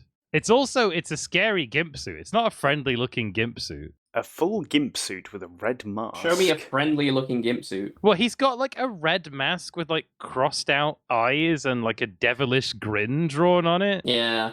That's not a gimp I would invite into my house. 2 teenagers report seeing a man in a bodysuit writhing and grunting on the floor while they tried to talk to him. One teenager describes the man as smelling earthy and says he was visibly covered in mud. I'm sorry, I've been Googling for this guy, and there's an article in the Eye entitled The Essex Gimp. Quote, the Somerset Gimp is giving Gimps a bad name. You give Gimps a bad name. Incredible. The Gimp Man of Essex is friendly and personable and not threatening at all. I also do not want to run into the Essex Gimp, but he is less threatening He looks looking a than lot the less Somerset threatening. Gimp. So the Essex Gimp, he said during the lockdowns, he would wander around and people would see him and they'd point and go, that's the Essex Gimp, and it would like brighten up their day. Thanks to his fame, he charges people for photos and then donates the money to charity. Stand-up guy. His Gimp charity. I was going to say, with him writhing on the ground and having an earthy smell, perhaps he was just pretending to be a worm. Writhing on the ground and having an earthy smell is cryptid-like, I've got to say. Although they caught him, so he's not a cryptid. That's the problem. You know, once you catch it, it's no longer a cryptid. It's just an animal, like a platypus. When they raided his house, they found a number of different Gimp masks that appear to be made out of, like, black pillowcases that he's just spray-painted eyes and a mouth on. That's not even good gimping. You can't always wear your best mask out, can you? Sometimes it's got mud on it and it needs a wash. Were these wearable? Because it sounds like he was trying to make a Gimp family out of pillows. That is the worst fucking Gimp mask I've ever seen. It looks like a pillowcase with a smiley face posted on it. Okay, this is creepy. You gotta go the official route with your Gimp wear. You don't make your own. Get your Gimp mask from a legitimate dealer. He went to the local shop and the guy was like, I'm sorry, I know you're the Somerset Gimp. I can't sell you this. I'm not supposed to be supplying the Somerset Gimp. Among restrictions, he is banned from wearing black all-in-one garments or any combination which has the appearance of an all-in-one garment in public between 9 p.m. and 6 a.m. He is also forbidden from crawling, wriggling, or writhing on the ground in a public place while wearing a full body covering, clothing that appears like a full body covering, and or mask or full face covering. So he's allowed to gimp during the daylight? He can gimp in daylight hours, just not in the evenings. I probably would have just banned him outright. You're not allowed to gimp anymore, sir. You've gimped your last. My friends get mad at me when I say fuck in public because they're like, oh, there might be children around. I'm like, well, they shouldn't be listening, which did not go over well, I have to say. But apparently the police are just like, oh, this man can just wear a gimp suit in public and it's fine. Yeah, all right. Okay, before we begin the actual podcast, does anyone want to hear my airport reviews? Yeah. I think I wrote these at an airport. Shocking. Well, you were furious after the Norbdag and Ronaldo event. Yeah. It was exactly. Yeah, after the Norbdag event, indeed. Okay, so I don't know if these are ranked or not, but here we go. Prague. Prague is a really straightforward and easy to navigate and easy to understand airport. And the security experience is a single X-ray machine and one of those guys with like a magic wand that makes you not a terrorist. I like Prague Airport a lot. Canada Airport was like that. Keflavik Airport, that's the one in Iceland. The only thing I remember about it is, despite having been there twice, is how much it costs to ride the bus from the airport to the actual city, which is a fucking lot. But otherwise, gracefully anonymous. San Diego, like everything in America, San Diego Airport is enormous and completely empty. I had a pretty good burrito here, but the city itself was so hot that it made me physically sick. When I went to San Diego, I began to understand why all of San Diego's hairy men go everywhere with exactly one hand, outside their pickup trucks. I went to Hamburg Airport, but like Keflavik Airport, I have no memories of it, but I had taken some really serious damage to the brain the previous winter, so it's actually likely that I just lost it. Gatwick Airport. People who say Gatwick Airport is a bad airport have never been to a truly bad airport. Yeah, it's austere and grey. Yeah, it's not in London. That's fine. But the honest truth of Gatwick is that it's like the airport, it's the original airport. The things we dislike about Gatwick are simply the things that we dislike about airports. And Gatwick is just here to absorb your hatred, I guess. I guess this is a ranked list. Those are the acceptable airports. Manchester is a below-average airport. Last time I was there, I tried to resolve a basic query with the support desk, and I watched the worker misdial an internal phone number 3 times before declaring that there was nothing they could do to help. Every time I use the on-site parking, the machine charges me £20 extra before it will raise the barrier, and I don't know why, and I've never understood why. I think they know that people will pay to leave Manchester as soon as possible. When we got to Zurich Airport, Mitch insisted that there's a burger you can get in a Swiss McDonald's called a McSwiss, which is like a Big Mac, but it's full of holes. When I informed him that the special menu item was actually schnitzel, we went to Burger King instead, and the burger with Swiss cheese cost 17 francs. And we didn't even get a Naruto t-shirt. Yeah. And it was supposed to come with a Naruto t-shirt and didn't, because the fucking ordering machine bugged out every time you selected the Naruto t-shirt. I wanted my fucking Sasuke Naruto t-shirt from fucking Burger King, and they didn't have them, and I couldn't buy them. Maybe they were sold out. Then it should have said... It should have Should've said given it. you Should a have just discount. crashed to desktop like it did every time. I want my Naruto Burger King t. If you're listening, King, if you're fucking listening to this podcast, give me my Naruto t-shirt, you fuck. I can't help but feel like every Swiss person on Earth is engaged in a elaborate scam to inflate the perceived value of worthless objects like food and watches. Zurich, overall, poor signage, far from the worst offender. Much like the Swiss are on everything, I'm neutral on Zurich Airport. Heathrow. I don't like Heathrow Airport. I think if your airport needs an internal tram system, then it's too big. In order to get to your gate at Heathrow, you have to take a train to get a subway to get a tram. Heathrow has 5 terminals. They are numbered 2, 3, 4A, 4B, and 5. Despite being London's busiest airport, it's not in London, and the fucking tube line to get to it is terrible. It is absolutely awful. It's got a funny roundabout in it as well. Yeah. You go to Terminal You do. 2 before you go to Terminal 1 on the Well, there's on no the Terminal train 1.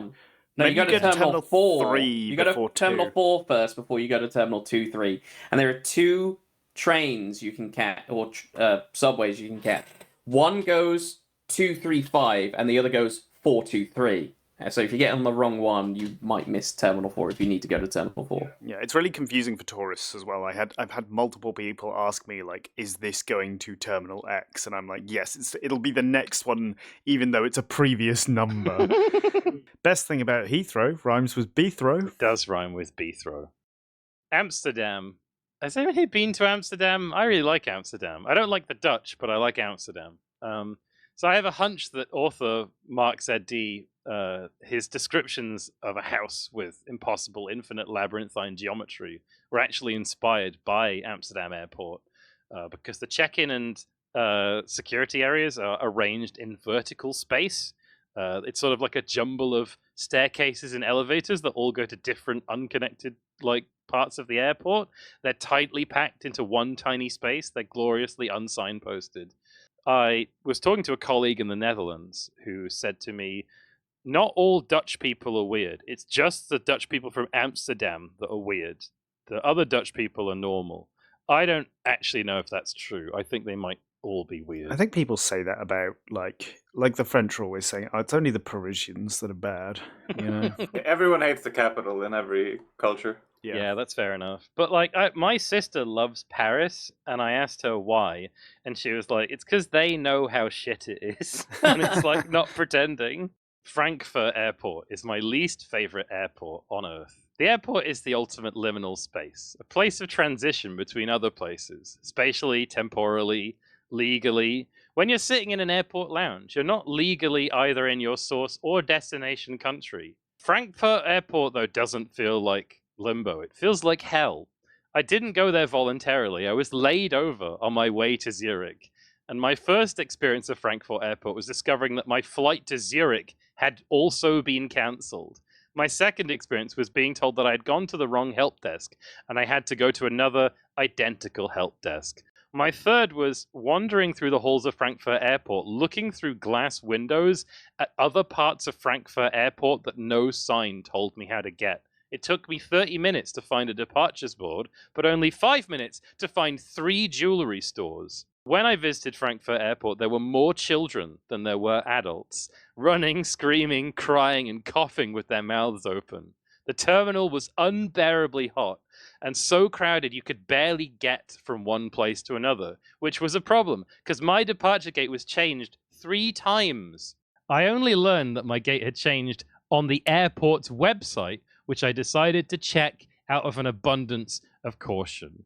At one point, I stopped at a cafe to get a sandwich. The airline had issued me what they told me was a €20 voucher as a sort of apology for my second flight being cancelled. But upon trying to pay for a €9.5 sandwich, I discovered that the voucher was only for €7, and the staff member at the shop seemed visibly annoyed that I was confused, that I then had to pay an additional €2.50 to buy the worst sandwich I have ever eaten to this day, lukewarm and sopping wet.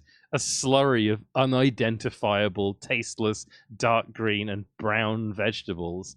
I went somewhere to try and, get away from all of the coughing, crying children, and children just materialized around me. When I tried to get to my departure gate after it was, changed again, I grabbed the sandwich and it fell out of its protective bag, and some of the vegetables went on the floor and they permanently stained that part of the floor. This is also more funny because me and Moogle were at a different airport at this time, also trying to get to Zurich. Yeah. We went to Vienna. It was lovely. Vienna was nice, Lovely, clean. gorgeous. Don't remember any children being there. We had a lovely schnitzel We had lunch. Wiener Schnitzel and salads, and we had an Almdudler. Almdudler to drink, and yes, we put our feet up, and we had a smooth transition to our next flight. It was lovely.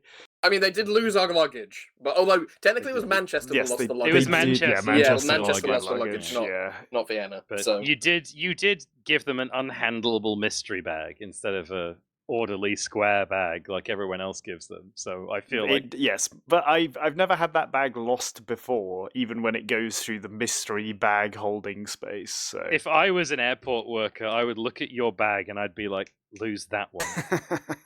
Fuck Manchester for losing my bag. Next time we stop over at Mitch's house and we fly from Birmingham like normal people. Birmingham International, let's go. It reminds me of a funny airport story on my way back from Tokyo where my allowance was 23 kilograms per case, but it ended up being 31 point something kilograms because of all the pornography I had bought with me. And so I had to pay extra to get that onto the plane, and then I went past customs to declare my suitcase full of pornography. And I was like, don't stop me. And a gentleman stopped me. I was like, shit, don't. He was like, quit. And he did the spiel of oh yeah, who are you? Why are you here? Where are you from? And I was like, yeah, I'm returning from Tokyo. And I was like, oh, you haven't brought anything. There's some stuff that you're not allowed to bring from Japan. And I was like, oh really? He was like, yeah, obscene material. Obscene material. I was like, oh really? I've just got some souvenirs for friends and family and some chocolate and stuff like that in my 31 kilogram suitcase, but I'm so I was worried. Why didn't you just tell him you had manga? Because then he was like, oh, what kind of manga? Can I see? Can you open the suitcase to verify that? You never say what you have that could be one of the things that could be contraband. How could manga be contraband, though? If he asked what manga, just be like, oh, My Hero Academia. I remember there was a BBC documentary where I forget what the anime was, but it's one with the. Well, it's the anime where the clip is the girl bursts into the room and she says September or something, and then the other girls laugh. I can't remember what the name is, but that's the one where there was a BBC documentary where they saw a poster for that anime and they call it pedophilia, but whatever. Anyway, yeah, that's my. And I was sweating bullets during that conversation, and then I felt like I got away with a murder when he let me off to go. And I was like, as soon as I'm out of the airport, I'm safe. As soon as I'm out of the airport, I'm safe. And then I continued my 24-hour journey from Japan to my home. Fuck British public transport. I've had a problem at airports where it's not been so much of an issue because I was under the weight limit every time, but like I have measured my bag on 3 different airport scales while making transfers, and it has come out as having a 5 kilogram difference in weight depending on which airport I've been at checking it.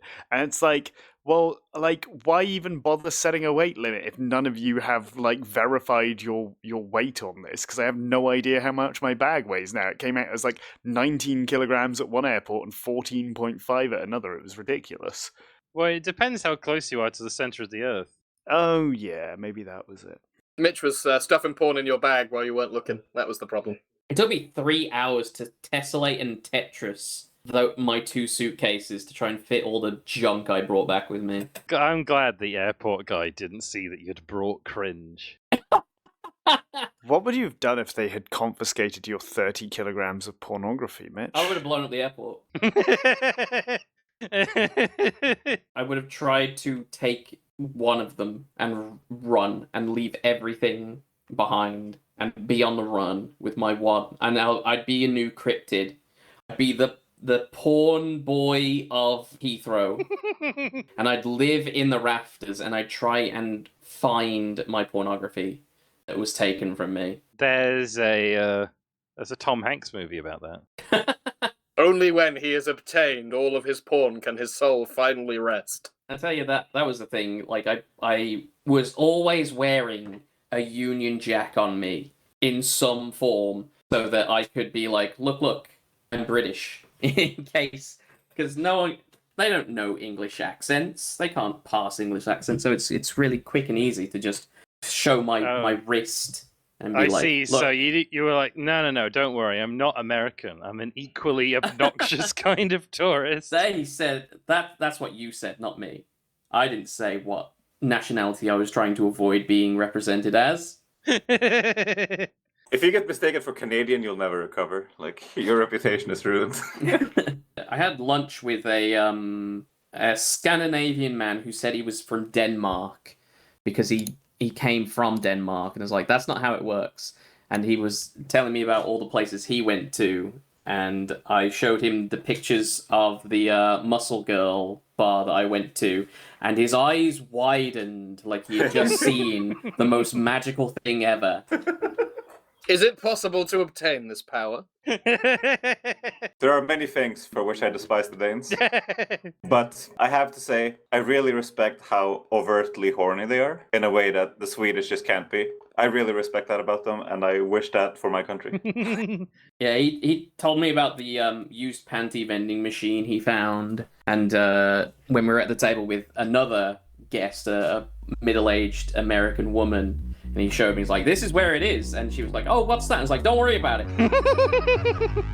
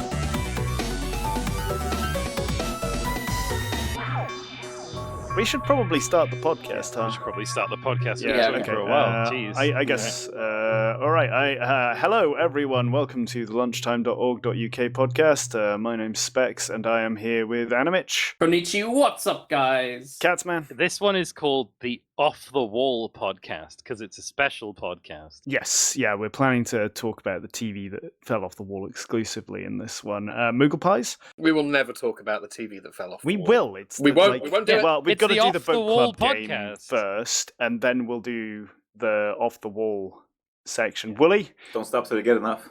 and Zoot. It's me, everyone's favorite character. I concur. We're talking about Ape Out, and then the rest of the podcast is going to be about the TV that fell off the wall, as we promised last podcast. So, who, raise your hand. One, if you're not with a man, can I kick it? Yes, you can. But also, if you've played Ape Out. Yeah. Are we meant to be silent and No, raise your hand? don't say yes. You're supposed to raise your hand, guys. Come on. So everyone's played it. Everyone's played it. Then, yeah. I played it today, but yes. Well done. I don't have a lot to say about Ape Out. It's fine. I guess we should introduce the game. Ape Out is a top-down twin stick brawler, not really a shooter, although there are some shooting elements, where you play as an ape or various apes who are getting out of a situation. Generally, you have to navigate a maze-like level while beating up humans with guns and various other weapons that are trying to kill you. In terms of actual gameplay, you can punch guys, you can grab them to use them as like a human shield, and if they have a gun, they will like repeatedly shoot their gun while you're holding them. You can pick up some items to use as shields as well that are more durable. That's about it. There's some stealth mechanics as well. You can see sort of lines of sight in some of the levels and avoid enemies that way. Anything I'm missing? Anyone? I think the most important thing that you're missing is the soundtrack / soundscape of the game, which I think is the main draw, the main idea. Yes. It's the thing. The combination of audio and visuals is fucking immaculate. Yeah, this game looks really good. It was, you remember when Birdman came out and people were like, I can have drums on the soundtrack, just jazz drumming, and it will be good. And honestly, this game is a lot better than Birdman is a movie. And the reactivity of the soundtrack is really, really impressive. And I also think the visuals, while they're also quite of its time, are still really impressive as well. Yeah. It's got a cool kind of lighting. It's not really a lighting system. It's like a fog of war visibility, system yeah. almost. The walls, I don't even know how to describe it. They're just interesting the way the walls are drawn and stuff to obscure your view of things. Everything moves kind of like a flip book sort of sketch. Yeah, it's got that like paper texture overlaid over everything. Yeah. It looks really good. And while the gameplay is simple, it does everything well. Like although it's simple, it's not a bad game to play. And I think they sort of feed in new concepts to the levels as you go along for most of the game that like keeps you on your toes a bit as well. Yeah. At first, you can just kind of bash through everything and just have the power fantasy of being a big angry ape. But Yeah. over time, you do have to start to reel it back, use cover, use stealth to get through the levels. What impressed me about Ape Out is that I knew going in that it would like look really good and sound really good, but I actually was not expecting it to play well. Because I see a lot of games that look really good and sound really good and they don't play well, but like Ape Out plays really well, and it's kind of like an elemental video game in that you have like 2 or 3 actions that you can do, but the game manages to find every possible permutation of like enemies and like layouts that is like possible with that moveset. You know, you start off with just the regular guys, and then it introduces like armored guys and bomb guys and, you know, guys that like run away from you and shoot you instead of going towards you, and, you know, like flamethrower guys. And there's every single change that is made to the formula like makes you think differently about how to approach every single encounter. Same with like the levels. You know, levels go from, you know, being closed, being open, being hallways, being like mazes, having like, elements of stealth in them. And the other thing I really like about the gameplay is that it's really expressive. Like, you can run through and be violent and try and punch everyone, or you can try and like sneak through and have no one see you, or you can like run through and hope that you can get to the next area before all the enemies that are chasing you catch up with you. Like, yeah, I had a really good time with this game, actually. I thought it was great. Considering it's it feels like almost like a throwaway thing that takes you like, I don't know, half an hour, 45 minutes. If you really breeze through it, you probably won't, but you could do. Like, really well considered, really nicely done game design. Did I see Bennett Foddy in the opening credits? Like, he's responsible for the artwork, I think. Yeah, I mean, that doesn't entirely surprise. It's interesting because in terms of value for money, which is always something I think about with games, like I got this for free, and it's not the sort of game I would usually play, but like I was happy just to sort of run through it. I think it took me an hour and a half or 2 hours maybe to play through, and like that's good. It feels very much sort of game jammy, and I think it was. I don't think it was made for a game jam, but it was made while the developers were at university, I think, from what I remember reading.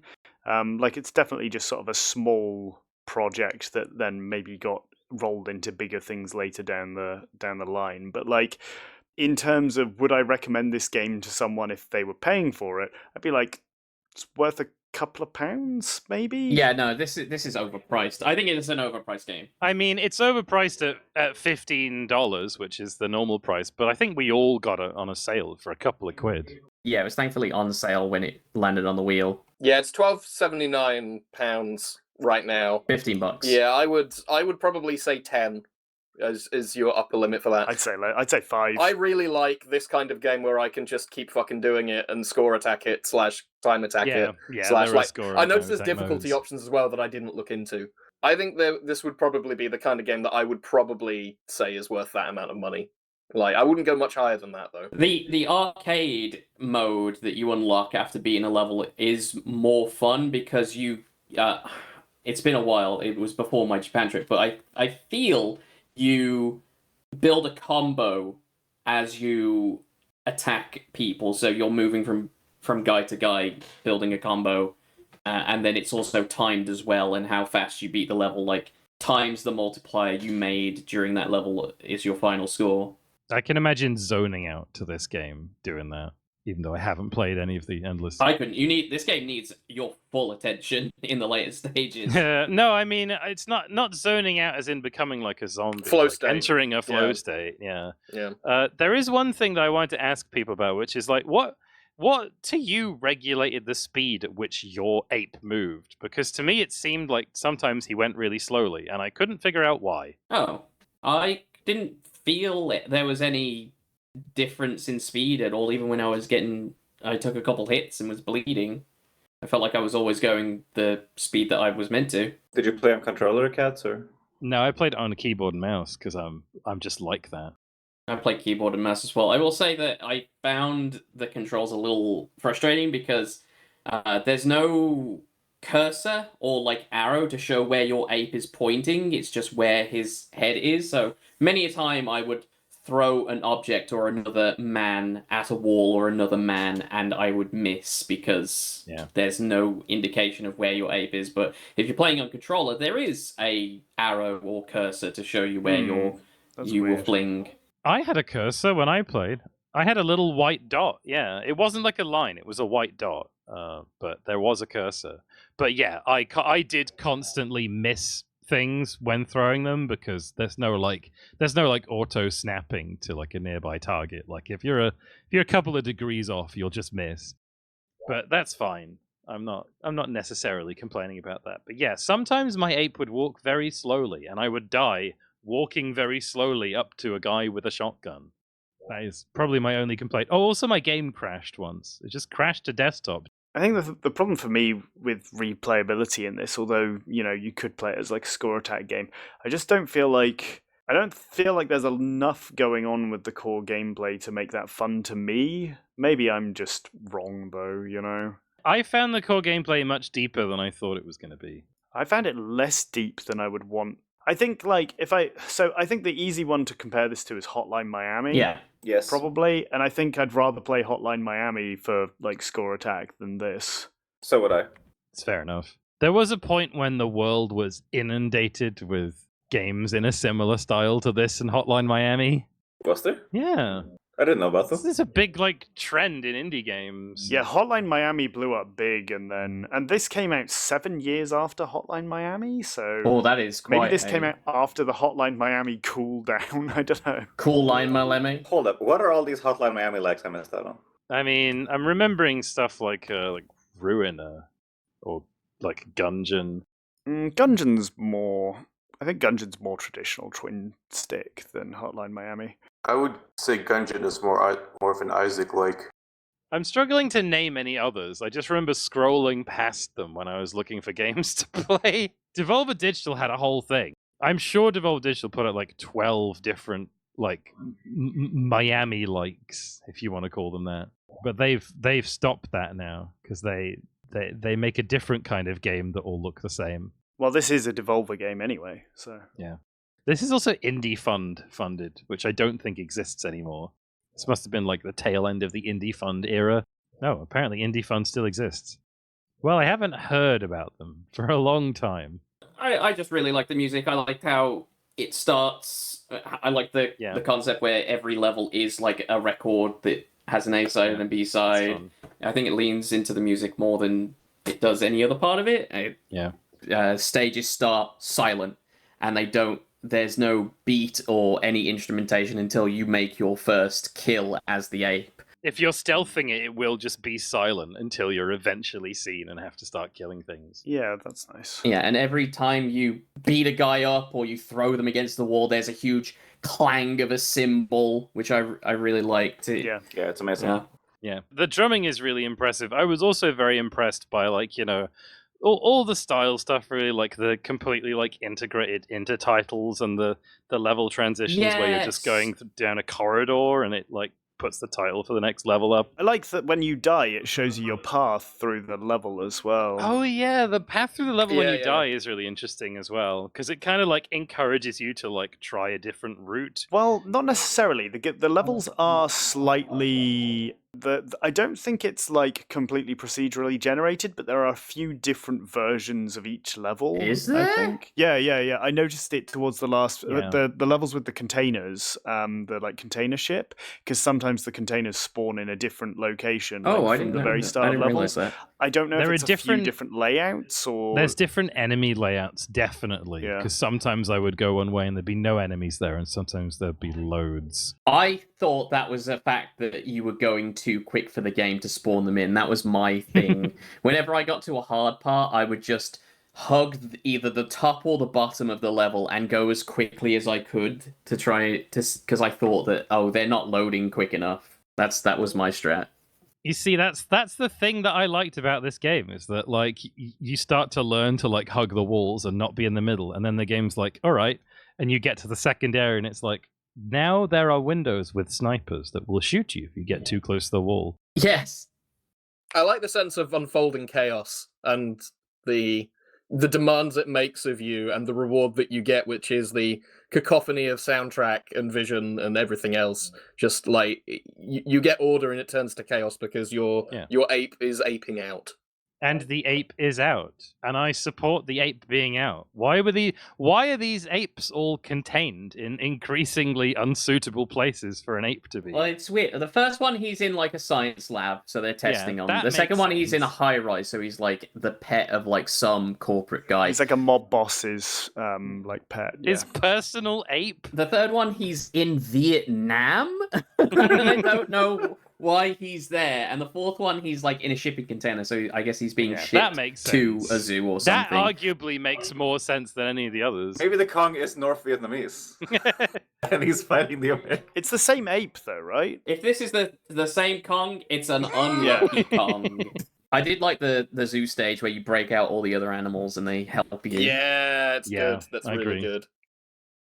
And then there's the secret fifth stage, which is a ball ache break-in. I didn't bother finishing it. I was It's like, really I've had enough hard. of ape out at this point. How far did you That's get? the one segment one, You right? ape in, you ape out, hands up or hands down. But it's like really long. You have to very go long. through You the have to do one whole of the time. first chapter without any checkpoints, both all the way to where you start and all the way to where you finish, like the first, like the whole of that chapter. And it's You have like to pick 4 up levels. Diddy Kong. You have to go Yeah. in, Yeah. rescue Oh, Diddy, and yeah, then you that's have to right. come out. I didn't play that either. But yeah, that's The hardest part was the elevators, because the elevators would spawn a mass of enemies. Yeah. So, and they respawn on your way back, and they spawn ahead of you. So I would follow my blood trail, and then I'd get to the elevators. I was like, oh no, this is bad. I think I barely made it out of there. I think sometimes you just get unlucky. Sometimes you just go somewhere where there's like too many enemies to dispatch Yeah. at once before one of them shoots you. You can like make distractions. You can throw a guy against the wall, and he'll splat there, and then I think enemies will go to investigate that sound, so you can kind of No. herd and corral enemies where you need them to be. Look, I'm very bad at stealth games, right? It was only a stealth game until I got seen. Then it became an aping out game. Same. It reminds me a lot of old-fashioned beat-em-ups with like juking enemies and positioning and like herding enemies into different positions. And that's certainly mine and Mitch's jam. I don't know about the rest of you, but I certainly enjoyed that aspect of it a lot. Yeah, I think this would have slapped if arcade machines were still a thing, and you could slap this on an arcade machine. It would be perfect for it. And for it to be Yeah. the loudest thing in the arcade, like Yes. Yeah, absolutely. I've rebuilt the wheel as of about a week ago, so anything that's gone on in the last week I won't have added, but it's up to date as of after last podcast. You better have all those rate play on There's there. 8 rate plays on there. Mitch. Nice. I'm gonna struggle to analyze rate play. You know, We'll figure it out. Too heavy. Me It's too. Too heavy I can't analyze for a with one hand lightweight- free. Don't play that. Come on. It's on the Seriously? wheel. Seriously, guys? I agree with On the wheel. Wooly. Like seriously, I guys? think it's too much for a light-hearted comedy podcast. Nah. It's obviously somebody who just trolled and voted a bunch of times. 8 people. You don't need to. And you don't I need to. I think that person renamed himself 8 times, and furthermore, I didn't vote for it, so they impersonated me. If you'll notice, the vote from Catsman on Rayplay is a different vote than all of the other Catsmans. Mitch voted for it as well. Well, of course I did.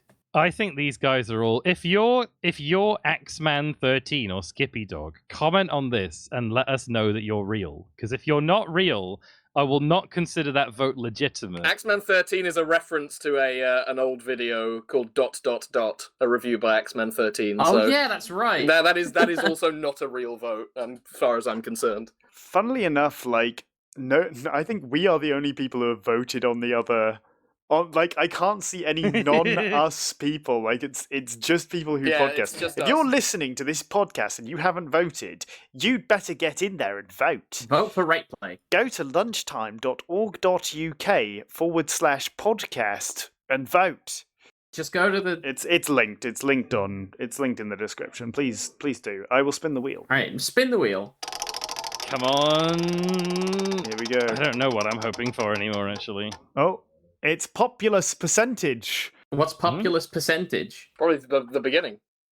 Oh. Wow, that's crazy. The last thing. I mean, I put Populous the beginning on last time. Yeah, it's probably populace the beginning, and the URL length is just slightly too long to to include all of them. So yeah, it's that's the problem.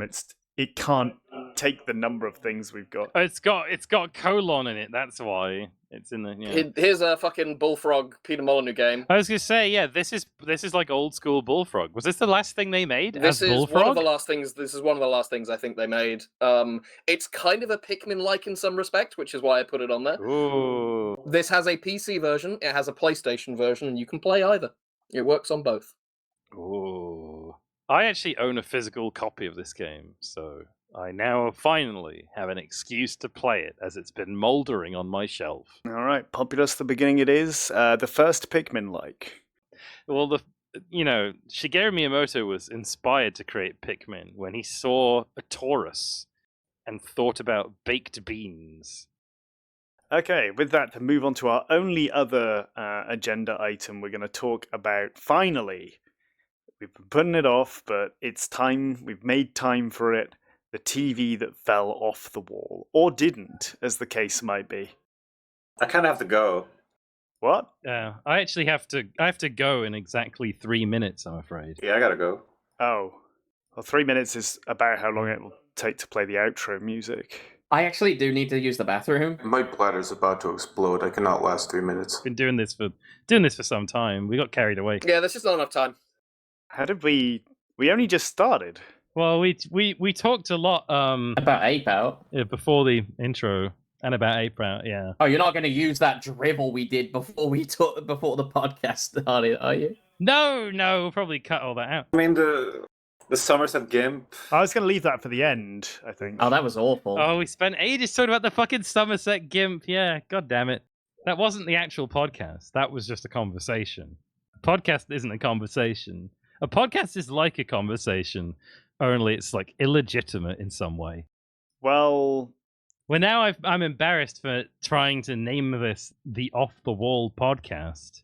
oh wait, I get it. That's why Wooly did an alleged paedophile Michael Jackson bit at the start. He was acquitted! He was found not guilty! That's why it's alleged. Yeah, You alleged. can't allege something and then find not guilty and then keep calling them alleged. Okay, I'm alleging him. With what evidence? With all the evidence that everyone found collected over the course of many years. That was later dismissed in court. Damn, in the time we've been talking about alleged paedophile Michael Jackson, we could have been talking about the TV that fell off the wall. Yeah, I wouldn't worry about it. I'd like to just highlight the fact that someone mentioned alleged paedophile David Bowie earlier on today and didn't say alleged paedophile, so I apologize for that. And also, I apologize that we didn't mention the serve bots when talking about Minions, even though we've just recently podcasted about the serve bots. Oh yeah, fucking shit. Yeah, no, when we were watching Minions, we were sitting there going, these guys are the original surf bots. But surf bots don't count, because I love them, whereas I hate Minions, and I don't much care for rabbits. And to be honest, Mr. Bean can fuck off. What? I'm gonna have Mr. Bean on the TV Tuesday now. Mr. Bean is the worst thing that Rowan Atkinson has done, except... That's not true. No, sorry. I understand that he made like a Netflix movie recently or whatever, so he's done worse. Bee. But like, when people think of things that Rowan... For some reason, Mr. Bean always tops the charts, despite the fact that it's not as good as like Blackadder. Or not the 9 o'clock news for that matter. Actually, now, looking at his filmography, it's all shit like Johnny English. Johnny English. Yeah, that is quite bad, actually. You're right. I take it back. Mr. Bean is in the middle of Rowan Atkinson's output. That's the Rowan Atkinson, like, what do you call a watermark but in a bath? Limestone. They're like scum mark. Lime scale. Lime scale, yeah, that's it. Yeah. It's the lime scale of Rowan Atkinson. While we're at it, fuck the TV show The Thin Blue Line. And we will talk about the TV that fell off the wall first thing next podcast. Well, we've missed the opportunity. This was the TV that fell off the wall special. We've missed the opportunity. Yeah, honestly, if we couldn't get it here, then I'm not so sure we should bother. I think our problem was putting it to the top of the agenda. Yeah, we'll leave it to the end when we... Yeah, we should put it at the bottom of the agenda. If you're listening to this podcast, go to www.lunchtime.org.uk and tell us where you want the TV that fell off the wall to appear in the agenda for next podcast. Stop engagement baiting. It's the lowest of the low, the most unscrupulous YouTuber trick. Like, comment, and subscribe if you remember Freddos. They've not gone anywhere. They're still there. If you think the price of Freddos is too high, especially to import them to Japan, leave a like, comment, and subscribe with your name, address, and social security number. Do you remember when Freddos were called Tazzes? Yes. They weren't. No, Tazzes were the caramel-filled Freddos. Oh, those were lovely, yeah. What did Freddos used to be called? They were always Freddos. Can I tell you about cursed Froobs? Is the podcast over? I hope so. Yeah. You're released if that's What's your a cursed question. froob? No, you have to say for cursed froob. I actually want to know about the TV that fell off the wall. We don't have time now. We don't have time. We're never gonna know. We're never gonna know. We're just never gonna know. I don't want to know though, and I'm not leaving until Wooly has. I want to know about these cursed frubes.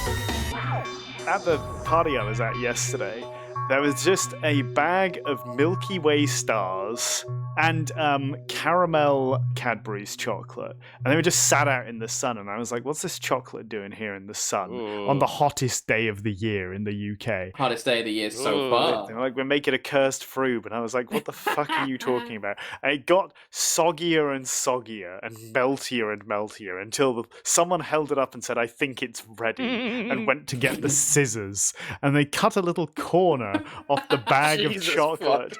And then they piped the chocolate into their mouth like a cursed frube. That sounds nice. That sounds foul. nice. No. They offered me some, and I said, I am not hitting that cursed frube That for sounds anyone's nice. money. It No. does not sound nice. Like, hot chocolate in a cup that's been made to be hot chocolate, delicious. Sun-melted chocolate coming out of a bag on the hottest day of the year that's just been sitting there in the sun, no thank you. Here's my question. When they sucked the chocolate out of the bag, did they then offer some to someone else? Yes. It was passed around in a little circle, like, oh, you gotta hit the cursed frube now. I just want to quickly cut in and say that every time you said Freddo, my mind kept saying alleged Fredophile.